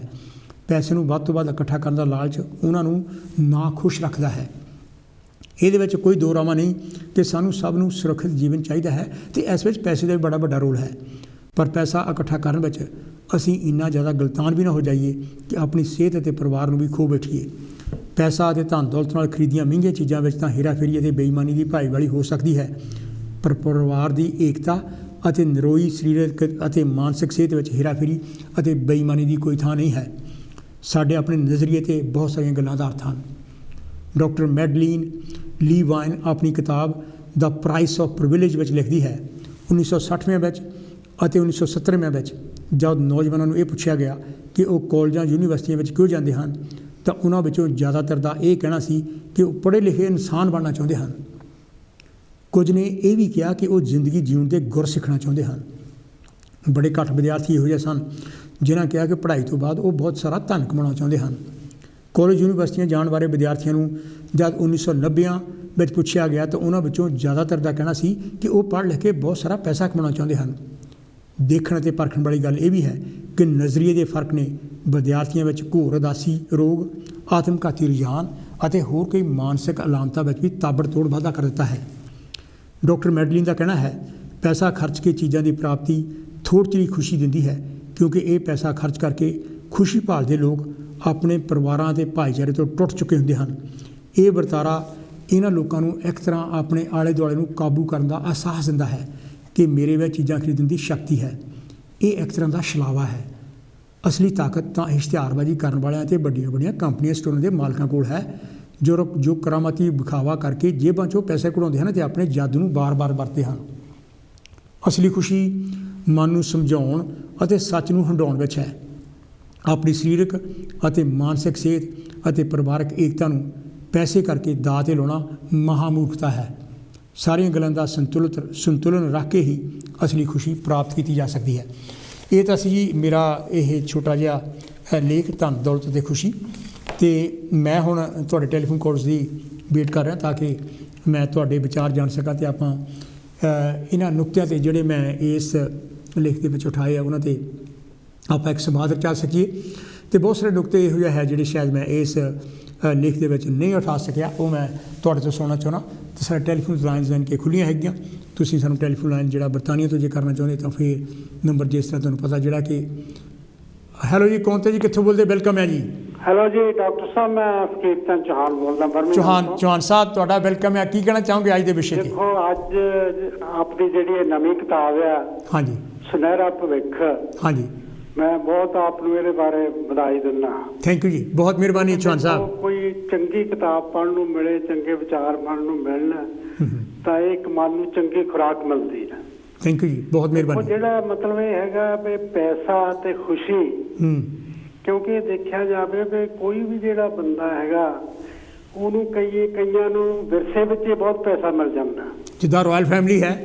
ਹਾਂ ਨਹੀਂ, ਹੁਣ ਆਮ ਦੇਖਿਆ ਵੀ ਕਿਸੇ ਦੀ ਜ਼ਮੀਨ ਜ਼ਿਆਦਾ, ਕਿਸੇ ਦੇ ਕੋਲ ਬੈਂਕ 'ਚ ਪੈਸਾ ਜ਼ਿਆਦਾ, ਬਿਲਕੁਲ ਉਹ ਫਿਰ ਬੱਚੇ ਕੰਮ ਨਹੀਂ ਕਰਦੇ, ਕਹਿੰਦੇ ਵੀ ਸਾਨੂੰ ਤਾਂ ਉੱਦਾਂ ਹੀ ਮਿਲ ਗਿਆ। ਬਿਲਕੁਲ ਜੀ ਹਾਂ, ਉਹ ਕੋਸ਼ਿਸ਼ ਨਹੀਂ ਕਰਦੇ। ਹਾਂਜੀ ਹਾਂਜੀ। ਪਰ ਬੜੀ ਤਾਂ ਗੱਲ ਇਹ ਹੈਗੀ ਆ ਵੀ ਦੇਖੋ ਭਾਰਤ ਦੇ ਵਿੱਚ ਆਪਣੇ ਰਹਿੰਦੇ ਆ ਜੋ ਕੁਝ ਦੇਖਿਆ ਵੀ ਜਿਹੜਾ ਪੈਸਾ ਕਿੱਥੋਂ ਆਉਂਦਾ, ਇਹ ਤਾਂ ਜੱਦੋਜਹਿਦ ਕਰਨੀ ਪੈਂਦੀ ਆ। ਐਬਸੋਲੂਟਲੀ, ਆਪਾਂ ਸਾਰਿਆਂ ਨੇ ਕੀਤੀ ਇੱਥੇ ਆਣ ਕੇ ਚੌਹਾਨ ਸਾਹਿਬ। ਮੈਂ ਉੱਥੇ ਬਚਪਨ ਦੇ ਵਿੱਚ ਦੇਖਿਆ ਵੀ ਬਚਪਨ ਦੇ ਵਿੱਚ ਕਈ ਲੋਕਾਂ ਦੇ ਬਹੁਤ ਥੋੜੇ ਥਾਂ ਸੀ, ਰਹਿਣ ਲਈ ਵੀ ਬਹੁਤ ਥੋੜੇ ਥਾਂ ਸੀ, ਪਰ ਉਹਨੇ ਇੰਨੀ ਜੱਦੋਜਹਿਦ ਕੀਤੀ ਔਰ ਉਹਨੇ ਮਤਲਬ ਉਹ ਆਪਣੇ ਸਭ ਕੁਝ ਬਣਾਇਆ, ਬਿਲਕੁਲ ਮਕਾਨ ਵੀ ਬਣਾਏ, ਔਰ ਬਾਕੀ ਕਈਆਂ ਕੋਲ ਜ਼ਮੀਨ ਸੀਗੀ, ਉਹ ਨਸ਼ਿਆਂ 'ਚ ਲੱਗ ਗਿਆ ਤਾਂ ਉਹਨਾਂ ਦੀ ਜ਼ਮੀਨ ਵਿਕ ਗਈ। ਬਿਲਕੁਲ ਬਿਲਕੁਲ ਵਿਕੀ ਹੈ। ਯੈਸ ਯੈਸ, ਯਾਨੀ ਉਹ ਕਰਜ਼ਾਈ ਹੋ ਗਏ। ਹਾਂਜੀ ਹਾਂਜੀ ਹਾਂਜੀ। ਕਿਉਂਕਿ ਦੇਖੋ ਇਹ ਜਿਹੜਾ ਪੈਸਾ ਆ, ਜਿਸ ਵੇਲੇ ਵੱਡੀ ਤਾਂ ਗੱਲ ਆ ਵੀ ਰਾਈਟ ਲਾਈਵਲੀਹੁੱਡ,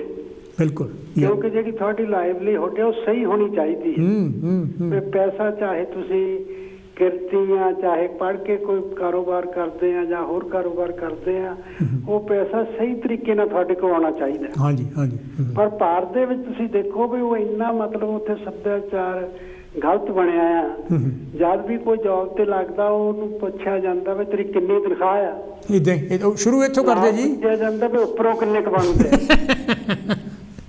ਕਿਉਂਕਿ ਉੱਥੇ ਤਾਂ ਇੰਨਾ ਆ ਮਤਲਬ ਕਰਪਸ਼ਨ ਉਹਨੀ ਵਧਾਜੀ ਆ ਵੀ ਜਿੰਨੇ ਵੀ ਕਰਮਚਾਰੀ ਆ ਉਹ ਰਿਸ਼ਵਤ ਲੈਂਦੇ ਆ। ਬਿਲਕੁਲ ਬਿਲਕੁਲ ਬਿਲਕੁਲ। ਪੁਲਿਸ ਦੇ ਵਿੱਚ, ਬਿਜਲੀ ਦੇ ਵਿੱਚ, ਮੈਂ ਉੱਥੇ ਜਾਂਦਾ ਰਹਿਣਾ, ਕੋਈ ਕੰਮ ਵਾਲੀ ਬਿਨਾਂ ਪੈਸੇ ਤੇ ਨਹੀਂ ਹੁੰਦਾ। ਉਹ ਤੁਸੀਂ ਦੇਖੋ ਵੀ ਥੋੜੇ ਟਾਈਮ ਦੇ ਵਿੱਚ ਹੀ ਉਹ ਜਿਹੜੇ ਮੁਲਾਜ਼ਮ ਆ ਉਹ ਤਨਖਾਹ ਤਾਂ ਉਹਨਾਂ ਦੀ ਥੋੜੀ ਹੁੰਦੀ ਹੈ। ਹਾਂਜੀ ਹਾਂਜੀ ਹਾਂਜੀ। ਉਹ ਜਾਣੀ ਮਤਲਬ ਕਿੰਨਾ ਕੁਝ ਬਣਾ ਲੈਂਦੇ ਆ, ਪੈਸੇ ਬਣਾ ਲੈਂਦੇ ਆ। ਏਦਾਂ ਹੀ ਜਿਹੜੀ ਉੱਥੇ ਰਾਜਨੀਤੀ ਬਹੁਤ ਗਲਤ ਆ। ਹਾਂਜੀ ਹਾਂਜੀ। ਹੁਣ ਤੁਸੀਂ ਦੇਖੋ ਵੀ ਜਿਹੜੇ ਉੱਥੇ MLA MP ਆ, ਮਿਨਿਸਟਰ ਆ, ਉਹ ਦੇਖੋ ਵੀ ਉਹ ਕਿੱਦਾਂ ਇੰਨੇ ਪੈਸੇ ਬਣ ਜਾਂਦੇ। ਇਹ ਚੌਹਾਨ ਸਾਹਿਬ ਇੱਥੇ ਆਪਣੇ ਇਧਰਲੇ ਮੁਲਕਾਂ ਵਿੱਚ ਵੀ ਹੈ, ਭਾਵੇਂ ਥੋੜਾ ਹੈ, ਪਰ ਉੱਥੇ ਦੇਖੋ ਬੜੀ ਗੱਲ ਆ ਵੀ ਦੇਖਦਿਆਂ ਤੁਸੀਂ ਦੇਖੋ ਹਾਂ ਵੀ ਉਹ ਜਿਹੜੇ ਉੱਥੇ ਇਨਕਮ ਵੀ ਦੱਸੀ ਜਾਂਦੀ ਆ, ਉਹ ਲੁਕਾਉਂਦੇ ਆ ਇਨਕਮ, ਉਹ ਦਿੰਦੇ ਨਹੀਂ, ਟੈਕਸ ਨਹੀਂ ਦਿੰਦੇ। ਉਹ ਮਤਲਬ ਥੋੜੇ ਟਾਈਮ ਦੇ ਵਿੱਚ ਉਹ ਕਿੰਨਾ ਕੁਝ ਕਰ ਲੈਂਦੇ ਆ। ਪਰ ਇਹਦੇ ਨਾਲ ਦੇਖੋ ਗਿਰਾਵਟ ਆਉਂਦੀ ਹੈ। ਹਾਂਜੀ ਹਾਂਜੀ। ਫਿਰ ਇਹ ਹੈਗੀ ਆ ਵੀ ਦੇਖੋ ਪੈਸਾ ਜ਼ਰੂਰ ਸਾਰਿਆਂ ਨੂੰ ਚਾਹੀਦਾ, ਪਰ ਜਾਨੀ ਤ੍ਰਿਸ਼ਨਾ ਨਹੀਂ ਚਾਹੀਦੀ। ਹਾਂਜੀ ਹਾਂਜੀ।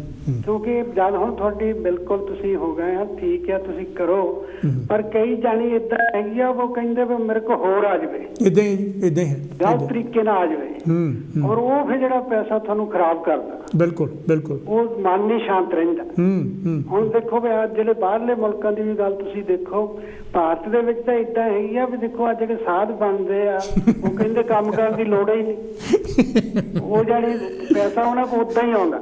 ਇਦਾਂ ਹੈ ਜੀ, ਇਦਾਂ ਹੀ ਆ। ਉਹ ਫਿਰ ਉਹ ਤੁਸੀਂ ਦੇਖੋ ਵੀ ਲੋਕ ਹੀ ਉਦਾਂ ਦੇ ਆ, ਹਟਦੇ ਨਹੀਂ ਉਹਨਾਂ ਕੋਲ ਜਾਣ। ਉਹ ਤਾਂ ਲਾਰੇ ਲਾ ਲਾ ਕੇ ਲੋਕਾਂ ਨੂੰ ਲੁੱਟੀ ਜਾਂਦੇ, ਦੇਖ ਲਓ। ਇਹਨੇ ਥੋੜੇ ਟਾਈਮ ਦੇ ਵਿੱਚ ਦੇਖੋ ਨਹੀਂ ਕਿੰਨੇ ਉਹ ਮਾਲਾ ਮਾਲ ਹੋ ਗਏ। ਇਦਾਂ ਇਦਾਂ ਹੈ ਜੀ, ਇਦਾਂ। ਕਿਉਂਕਿ ਉਹਨਾਂ ਨੂੰ ਪਤਾ ਵੀ ਕੰਮ ਕਰਨ ਦੀ ਤਾਂ ਲੋੜ ਹੀ ਨਹੀਂ, ਜ਼ਮੀਨਾਂ ਦੇ ਮਾਲਕ ਆ ਜੀ, ਪਸੀਨਾ ਬਹਾਉਣਾ ਪੈਂਦਾ, ਵੀ ਬਾਬੇ ਬਣੋ ਤਾਂ ਸਭ ਕੁਝ ਮਿਲ ਜਾਂਦਾ। ਇਦਾਂ ਹੈ ਜੀ, ਇਦਾਂ ਹੈ। ਇਸ ਕਰਕੇ ਦੇਖੋ ਇਹ ਹੈਗੀ ਆ ਵੀ ਜਿਹੜਾ ਚੰਗਾ ਜੀਵਨ ਜਿਉਣ ਲਈ ਕਿਰਤ ਕਰਨੀ ਜ਼ਰੂਰੀ ਹੈ। ਬਹੁਤ ਬਹੁਤ। ਕਿਸੇ ਨਾਲ ਠੱਗੀ ਨਾ ਕਰੋ। ਹਾਂਜੀ ਹਾਂਜੀ। ਕਿਉਂਕਿ ਜਿਹੜਾ ਠੱਗੀ ਕਰਨੀ, ਰਿਸ਼ਵਤ ਲੈਣੀ, ਇਹ ਸਭ ਮਾੜੀਆਂ ਗੱਲਾਂ ਹੈ। ਹਾਂਜੀ ਹਾਂਜੀ।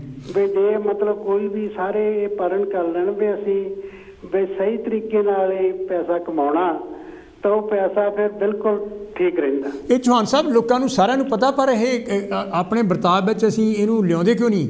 ਨਹੀਂ ਦੇਖੋ ਇਹ ਹੈਗੀ ਆ ਵੀ ਪਹਿਲਾਂ ਤਾਂ ਵੱਡੀ ਗੱਲ ਹੈਗੀ ਆ ਵੀ ਹੁਣ ਆਪਾਂ ਇਸ ਮੁਲਕ 'ਚ ਰਹਿੰਦੇ ਆ। ਹਾਂਜੀ। ਇੱਥੇ ਹਰੇਕ ਬੰਦਾ ਟੈਕਸ ਦਿੰਦਾ। ਬਿਲਕੁਲ ਦਿੰਦਾ। ਜੋ ਟੈਕਸ ਦਿੰਦਾ ਤਾਂ ਉਹਦੇ ਨਾਲ ਹੀ ਗਾਂ ਵਿਕਾਸ ਹੋਣਾ। ਪਰ ਉੱਥੇ ਆਪਣੇ ਮੁਲਕਾਂ ਦੇ ਵਿੱਚ ਇਦਾਂ ਦੀ ਨਹੀਂ ਰੁਚੀ, ਉੱਥੇ ਗਲਤ ਤਰੀਕੇ ਨਾਲ ਸਾਰੇ ਕੰਮ ਹੁੰਦੇ ਆ। ਪਰ ਉੱਥੇ ਤਾਂ ਮਿਨਿਸਟਰ ਵੀ ਖਾਈ ਜਾਂਦੇ ਹੈਗੇ, ਚੋਰ। ਯਾਨੀ ਕਿ ਪਿੰਡਾਂ ਦੇ ਵਿੱਚ ਤੁਸੀਂ ਦੇਖੋ ਵੀ ਉੱਥੇ ਜੋ ਕੋ ਪਿੰਡਾਂ ਦਾ ਪੈਸਾ ਆਉਂਦਾ ਵਿਕਾਸ ਲਈ, ਉਹ ਲੋਕ ਆਪ ਖਾਂਦੇ ਆ। ਹਾਂਜੀ ਹਾਂਜੀ ਹਾਂਜੀ। ਉਹਦੀ ਸਿਸਟਮ ਹੀ ਇਦਾਂ ਦਾ ਬਣਾਇਆ ਵੀ ਨਾਲੀਆਂ ਬਣਨੀਆਂ, ਸੜਕ ਬਣਨੀ ਆ, ਤਾਂ ਉਹ ਜਾਨੀ ਉਹ ਨਹੀਂ ਕਰਨੇ, ਉਹਨੇ ਵਿੱਚੋਂ ਖਾਣਾ, ਔਰ ਖਾ ਕੇ ਉਹ ਤਦੇ ਹੀ ਤਾਂ ਉਹ ਮਾਲਾ ਮਾਲ ਹੋਈ ਜਾਂਦੇ ਉੱਥੇ। ਔਰ ਉਹ ਸਾਰਾ ਪੈਸਾ ਤਾਂ ਸਾਰਾ ਮਤਲਬ ਉਹਨਾਂ ਦਾ ਹੀ ਹੁੰਦਾ। ਨੋ, ਪਰ ਕਹਿੰਦੇ ਸੀ ਬਾਅਦ ਚ ਮੱਥਾ ਟੇਕਦੇ ਨੇ, ਸਾਡਾ ਪਾਪ ਜਾਂਦਾ ਲੱਗਦਾ ਖਤਮ ਹੋ ਜਾਂਦਾ।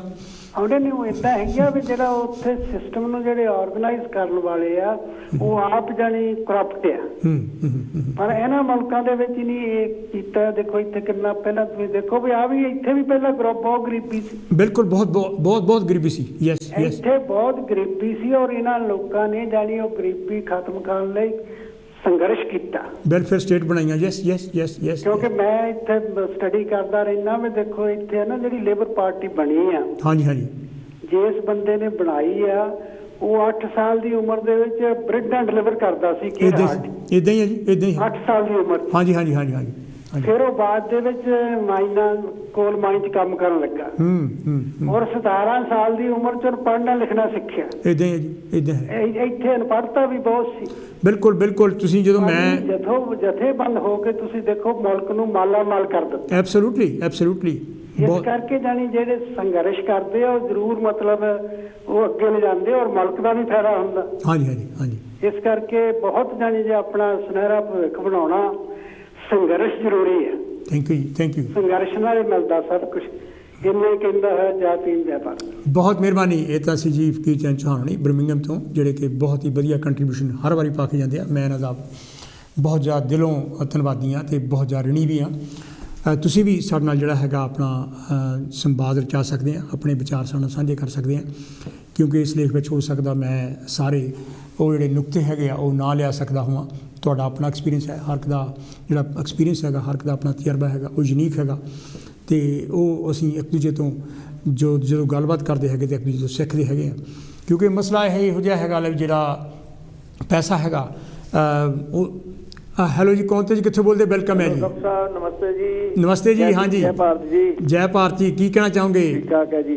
ਤੁਹਾਡਾ ਵਿਸ਼ਾ ਬਹੁਤ ਵਧੀਆ ਜੀ। ਪਹਿਲਾਂ ਤਾਂ ਤੁਹਾਨੂੰ ਕਿਤਾਬ ਦੀਆਂ ਵਧਾਈਆਂ, ਜਿਹੜੇ ਸੁਨਹਿਰਾ ਭਵਿੱਖ ਜੀ ਕਿਤਾਬ ਤੁਸੀਂ ਬਣਾਈ ਆ। ਬਹੁਤ ਮਿਹਰਬਾਨੀ, ਬਹੁਤ ਮਿਹਰਬਾਨੀ।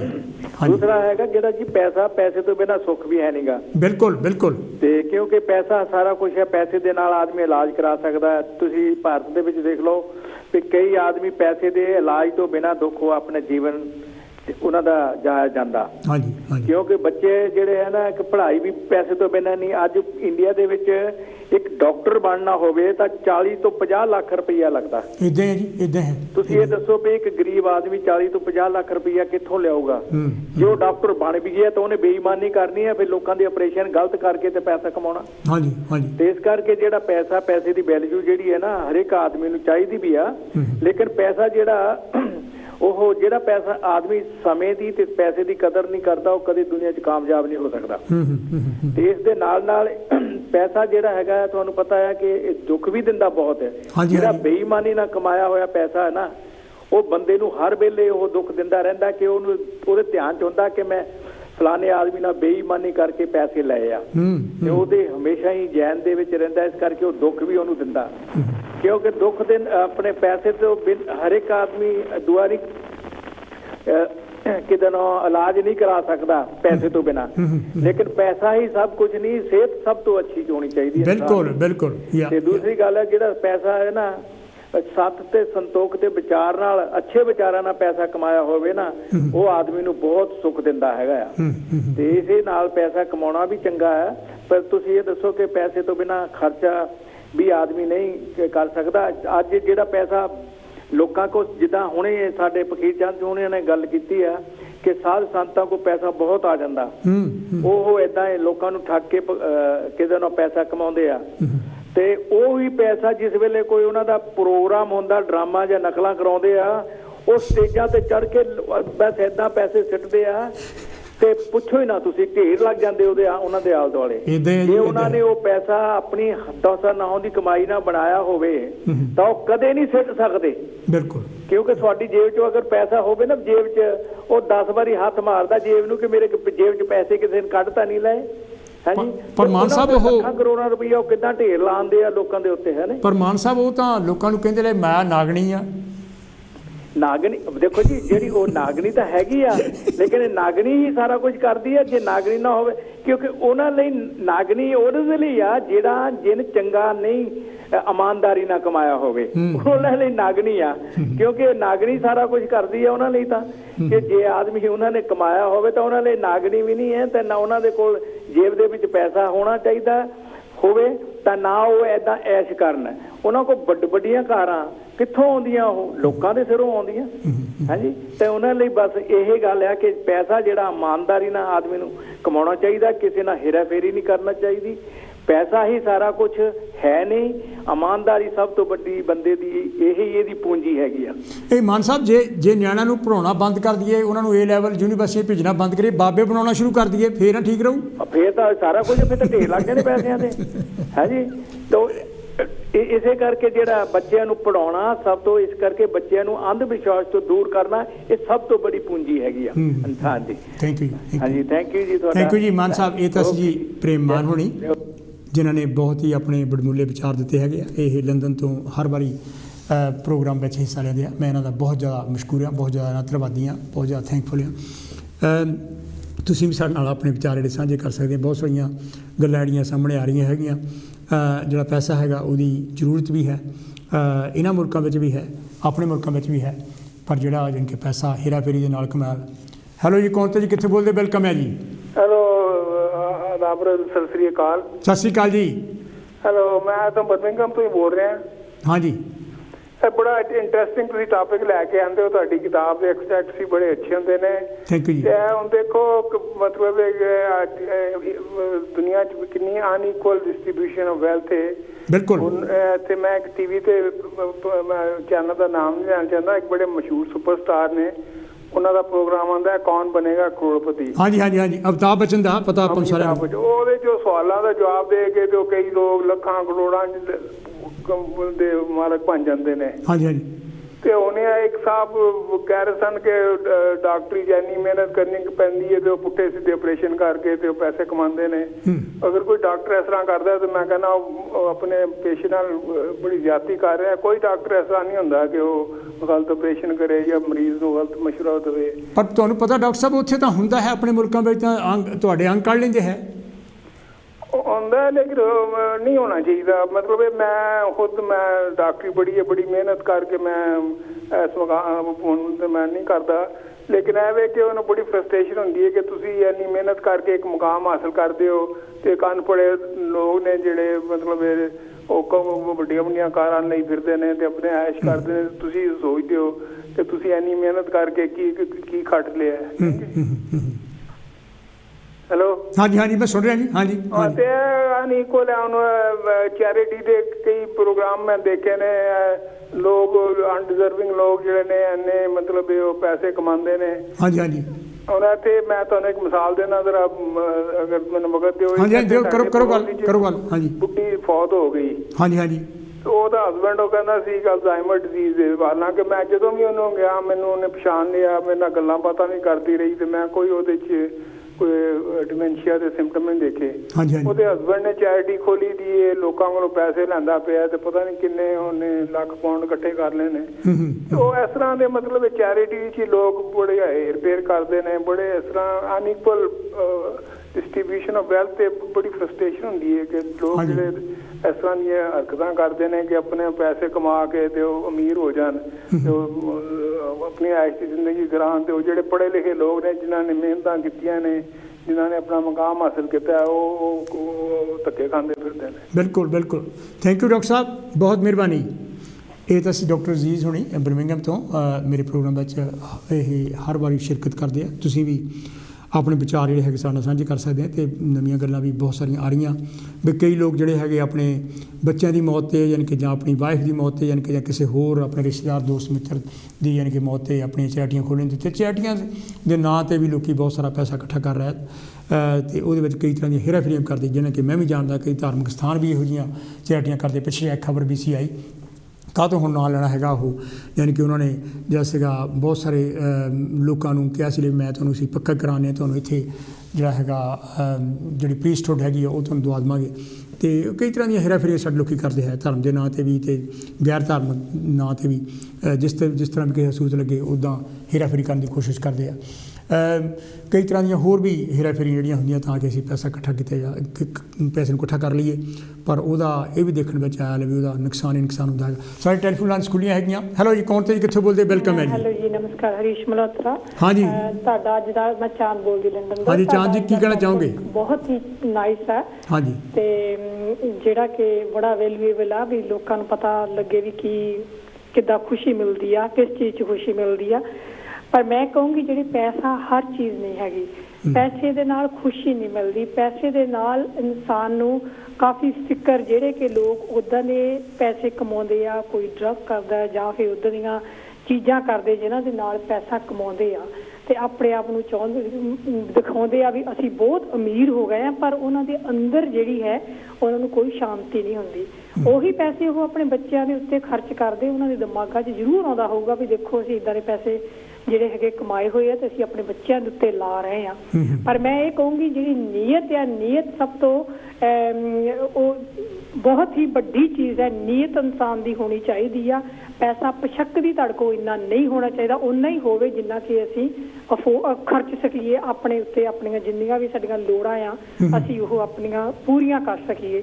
ਜਿੱਦਾਂ ਹੁਣ ਇੰਡੀਆ ਦੇ ਵਿੱਚ ਆ, ਇੰਡੀਆ ਦੇ ਵਿੱਚ ਸਾਡੇ ਪਿੰਡ ਦੇ ਵਿੱਚ ਇੱਕ ਜਨਾਨੀ ਹੁੰਦੀ ਸੀ ਤੇ ਉਹਦਾ ਨਾਂ ਭਗਵਾਨ ਕੌਰ ਸੀ। ਉਹਦੇ ਘਰ ਇੰਨੀ ਗਰੀਬੀ ਸੀ ਔਰ ਉਹਦੇ ਇੰਨੇ ਬੱਚੇ ਸੀ ਤਾਂ ਉਹ ਜਨਾਨੀ ਵਿਧਵਾ ਸੀ। ਉਹ ਕੋਈ ਵੀ ਗਲੀ ਦੇ ਵਿੱਚੋਂ ਵੀ ਕੋਈ ਲੰਘਦਾ ਸੀ ਤਾਂ ਉਹ ਹਰ ਇੱਕ ਨੂੰ ਚਾਹ ਪਾਣੀ ਜ਼ਰੂਰ ਪਿਲਾਉਂਦੀ ਹੁੰਦੀ ਸੀਗੀ। ਉਹ ਗਰੀਬ ਬਹੁਤ ਸੀ ਪਰ ਉਹਦਾ ਜਿਹੜੀ ਨੀਅਤ ਸੀ ਉਹ ਬਹੁਤ ਹੀ ਜ਼ਿਆਦਾ ਸੀ ਚੰਗੀ, ਕਿ ਜਿਹੜਾ ਕਿ ਕੋਈ ਵੀ ਉਹਦੇ ਦਰ ਦੇ ਅੱਗਿਓਂ ਲੰਘ ਨਹੀਂ ਸੀ ਸਕਦਾ ਭੁੱਖਾ। ਹੁਣ ਇੱਥੇ ਲੋਕਾਂ ਦੇ ਕੋਲ ਇੰਨੇ ਪੈਸੇ ਹੈਗੇ ਆ, ਪੈਸੇ ਜਿਹੜੇ ਹੈਗੇ ਆ ਮਾਂ ਬਾਪ ਉਹ ਕਿੱਦਾਂ ਤੁਸੀਂ ਡਬਲ ਸ਼ਿਫਟਾਂ ਕਰਕੇ ਪੈਸੇ ਬਣਾਉਂਦੇ ਆ, ਘਰ ਲੈਂਦੇ ਆ। ਉਹ ਕਹਿੰਦੇ ਵੀ ਸਾਡੇ ਬੱਚਿਆਂ ਵਾਸਤੇ ਇਹ ਜਿਹੜੇ ਹੈਗੇ ਆ ਉਹਨਾਂ ਦੇ ਕੰਮ ਆਉਣਗੇ, ਘਰ ਸਾਡੇ ਬੱਚਿਆਂ ਨੂੰ ਦੇਵਾਂਗੇ, ਇਹ ਦੇਵਾਂਗੇ। ਬਾਅਦ ਦੇ ਵਿੱਚ ਬੱਚੇ ਜਿਹੜੇ ਹੈਗੇ ਆ ਉਹ ਮਾਂ ਬਾਪ ਨੂੰ ਪੁੱਛਦੇ ਵੀ ਨਹੀਂਗੇ। ਹਾਂਜੀ ਹਾਂਜੀ, ਉਹ ਕਹਿੰਦੇ ਵੀ ਘਰ ਬਣਾਏ ਹੋਣਗੇ ਇਹਨਾਂ ਨੇ ਆਪ ਬਣਾਏ, ਅਸੀਂ ਕਿਹੜੇ ਇਹਨਾਂ ਨੂੰ ਆਣ ਕੇ ਕਿਹਾ ਸੀ ਵੀ ਤੁਸੀਂ ਸਾਡੇ ਲਈ ਬਣਾਵੋ। ਤਾਂ ਉਹ ਮਾਂ ਬਾਪ ਨੂੰ ਪੁੱਛਦੇ ਵੀ ਨਹੀਂ, ਉਹਨਾਂ ਨੂੰ ਰੋਟੀ ਪਾਣੀ ਵੀ ਨਹੀਂ ਪੁੱਛਦਾ। ਤੇ ਇਸ ਕਰਕੇ ਮਾਂ ਬਾਪ ਜਿਹੜੇ ਹੈਗੇ ਆਪਣੀ ਸਾਰੀ ਉਮਰ ਕਮਾਈਆਂ ਕਰਦੇ ਆ, ਸਾਰੀ ਉਮਰ ਕਮਾਈਆਂ ਕਰਦੇ ਵੀ ਚੱਲ ਸਾਡੇ ਬੱਚਿਆਂ ਨੂੰ ਚੰਗੀ ਲਾਈਫ ਮਿਲੇ। ਹੁਣ ਸਾਰੇ ਜਿੰਨੇ ਵੀ ਆਪਾਂ ਇੰਗਲੈਂਡ 'ਚ ਆਏ ਹੋਏ ਆ ਇੰਡੀਆ ਦੇ ਵਿੱਚੋਂ ਥੋੜੇ ਪੈਸੇ, ਕੋਈ 3 ਪਾਉਂਡ ਲੈ ਕੇ ਆਇਆ, ਕੋਈ 100 ਪਾਉਂਡ ਲੈ ਕੇ ਆਇਆ, ਜਿੱਦਾਂ ਵੀ ਹੈਗਾ ਏਦਾਂ ਹੀ ਲੈ ਕੇ ਆਏ ਆ। ਬਾਕੀ ਘਰ ਤਾਂ ਅਸੀਂ ਆਪਣੇ ਆਪ ਅਸੀਂ ਇੱਥੇ ਸਾਰਾ ਕੁਝ ਬਣਾਇਆ, ਬਿਲਕੁਲ ਆਪਣੇ ਰਹਿਣ ਦੀ ਸਾਰਾ ਕੁਝ ਜੋ ਵੀ ਸਾਡੇ ਕੋਲ ਹੈਗਾ ਆ ਅਸੀਂ ਆਪ ਸੂਈ ਤੋਂ ਲੈ ਕੇ ਕਹਿੰਦੇ ਹੁੰਦੇ ਆ ਜੋ ਵੀ ਚੀਜ਼ ਆਪਣੇ ਆਪ ਬਣਾਈ ਆ। ਪਰ ਮੈਂ ਇਹ ਕਹਿੰਦੀ ਆ ਜਿੰਨਾ ਲੋਕ ਜਿਹੜੇ ਹੈਗੇ ਆ ਕਈ ਬਹੁਤ ਅਮੀਰ ਹੋਣ ਦੇ ਬਾਵਜੂਦ ਵੀ ਮੈਂ ਕਹੂੰਗੀ ਉਹਨਾਂ ਦੇ ਚਿਹਰਿਆਂ ਤੇ ਕਦੀ ਰੌਣਕ ਨਹੀਂ ਦੇਖੀ। ਉਹ ਫੇਰ ਵੀ ਚੰਦਰੇ ਦੇ ਚੰਦਰੇ ਹੀ ਆ ਕਿਉਂਕਿ ਉਹਨਾਂ ਦੀਆਂ ਨੀਤਾਂ ਜਿਹੜੀਆਂ ਆ ਬਹੁਤ ਚੰਦਰੀਆਂ ਆ। ਜਿਹੜੇ ਲੋਕ ਜਿਹੜੇ ਮਿਡਲ ਕਲਾਸ ਦੇ ਹੋਣਗੇ ਉਹ ਤੁਹਾਨੂੰ ਬੜੇ ਖੁਸ਼ ਨਜ਼ਰ ਆਉਣਗੇ ਕਿਉਂਕਿ ਉਹਨਾਂ ਦੇ ਕੋਲ ਜਿੰਨੇ ਕੁ ਵੀ ਪੈਸੇ ਹੈਗੇ ਉਹਨਾਂ ਨੂੰ ਕਿਸੇ ਚੀਜ਼ ਦੀ ਪਰਵਾਹ ਨਹੀਂ ਹੈਗੀ ਵੀ ਸਾਡੇ ਕੋਲ ਇੰਨੇ ਪੈਸੇ ਹੈਗੇ ਆ ਹੈਗੇ ਅਸੀਂ ਚੱਲ ਸਾਡੇ ਜਿੰਨੇ ਵੀ ਹੈਗੇ ਪੈਸੇ ਸਾਡੇ ਕੋਲ ਅਸੀਂ ਆਪਣਾ ਗੁਜ਼ਾਰਾ ਚੰਗੀ ਤਰ੍ਹਾਂ ਕਰ ਸਕਦੇ ਆ।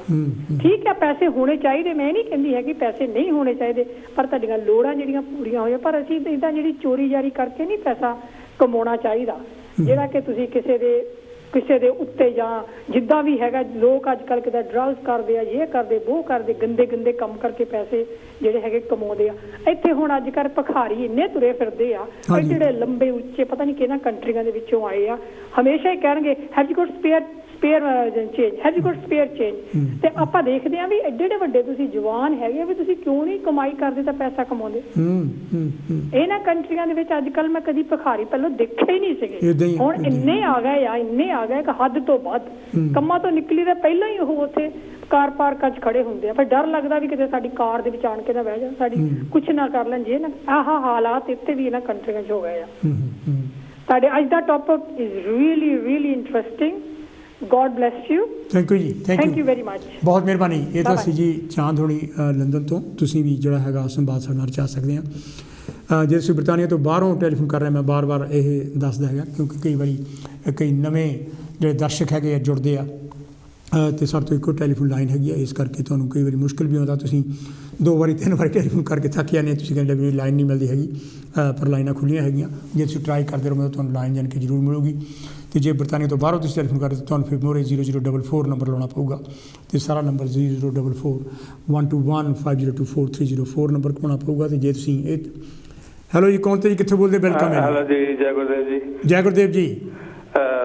ਪ੍ਰੋਫੈਸਰ ਸਾਹਿਬ ਮੈਂ ਤੁਹਾਡਾ ਲੇਖ ਸੁਣਿਆ। ਹਾਂਜੀ, ਥੈਂਕ ਯੂ ਜੀ। ਤੇ ਤੁਸੀਂ ਤਕਰੀਬਨ ਜੋ ਵੀ ਸਮਾਜ ਦੇ ਵਿੱਚ ਹੋ ਰਿਹਾ ਉਹ ਤੇ ਚਾਨਣਾ ਪਾਇਆ। ਥੈਂਕ ਯੂ ਜੀ। ਔਰ ਲੋਕੋ ਵੀ ਬੜੇ ਸੱਚੇ ਤੱਕ ਨਾ ਪਾਇਆ। ਥੈਂਕ ਯੂ ਜੀ। ਲੇਕਿਨ ਇਹ ਟੌਪਿਕ ਐਡਾ ਲੰਮਾ ਚੌੜਾ ਹੈ ਤੇ ਬਹੁਤਾ ਕੋਈ ਕਿਹਾ ਨਹੀਂ ਜਾ ਸਕਦਾ ਹੈ। ਬਿਲਕੁਲ ਬਿਲਕੁਲ। ਦੇਖੋ ਦੋ ਚੀਜ਼ਾਂ ਹੈ, ਇੱਕ ਪੈਸਾ, ਇੱਕ ਖੁਸ਼ੀ।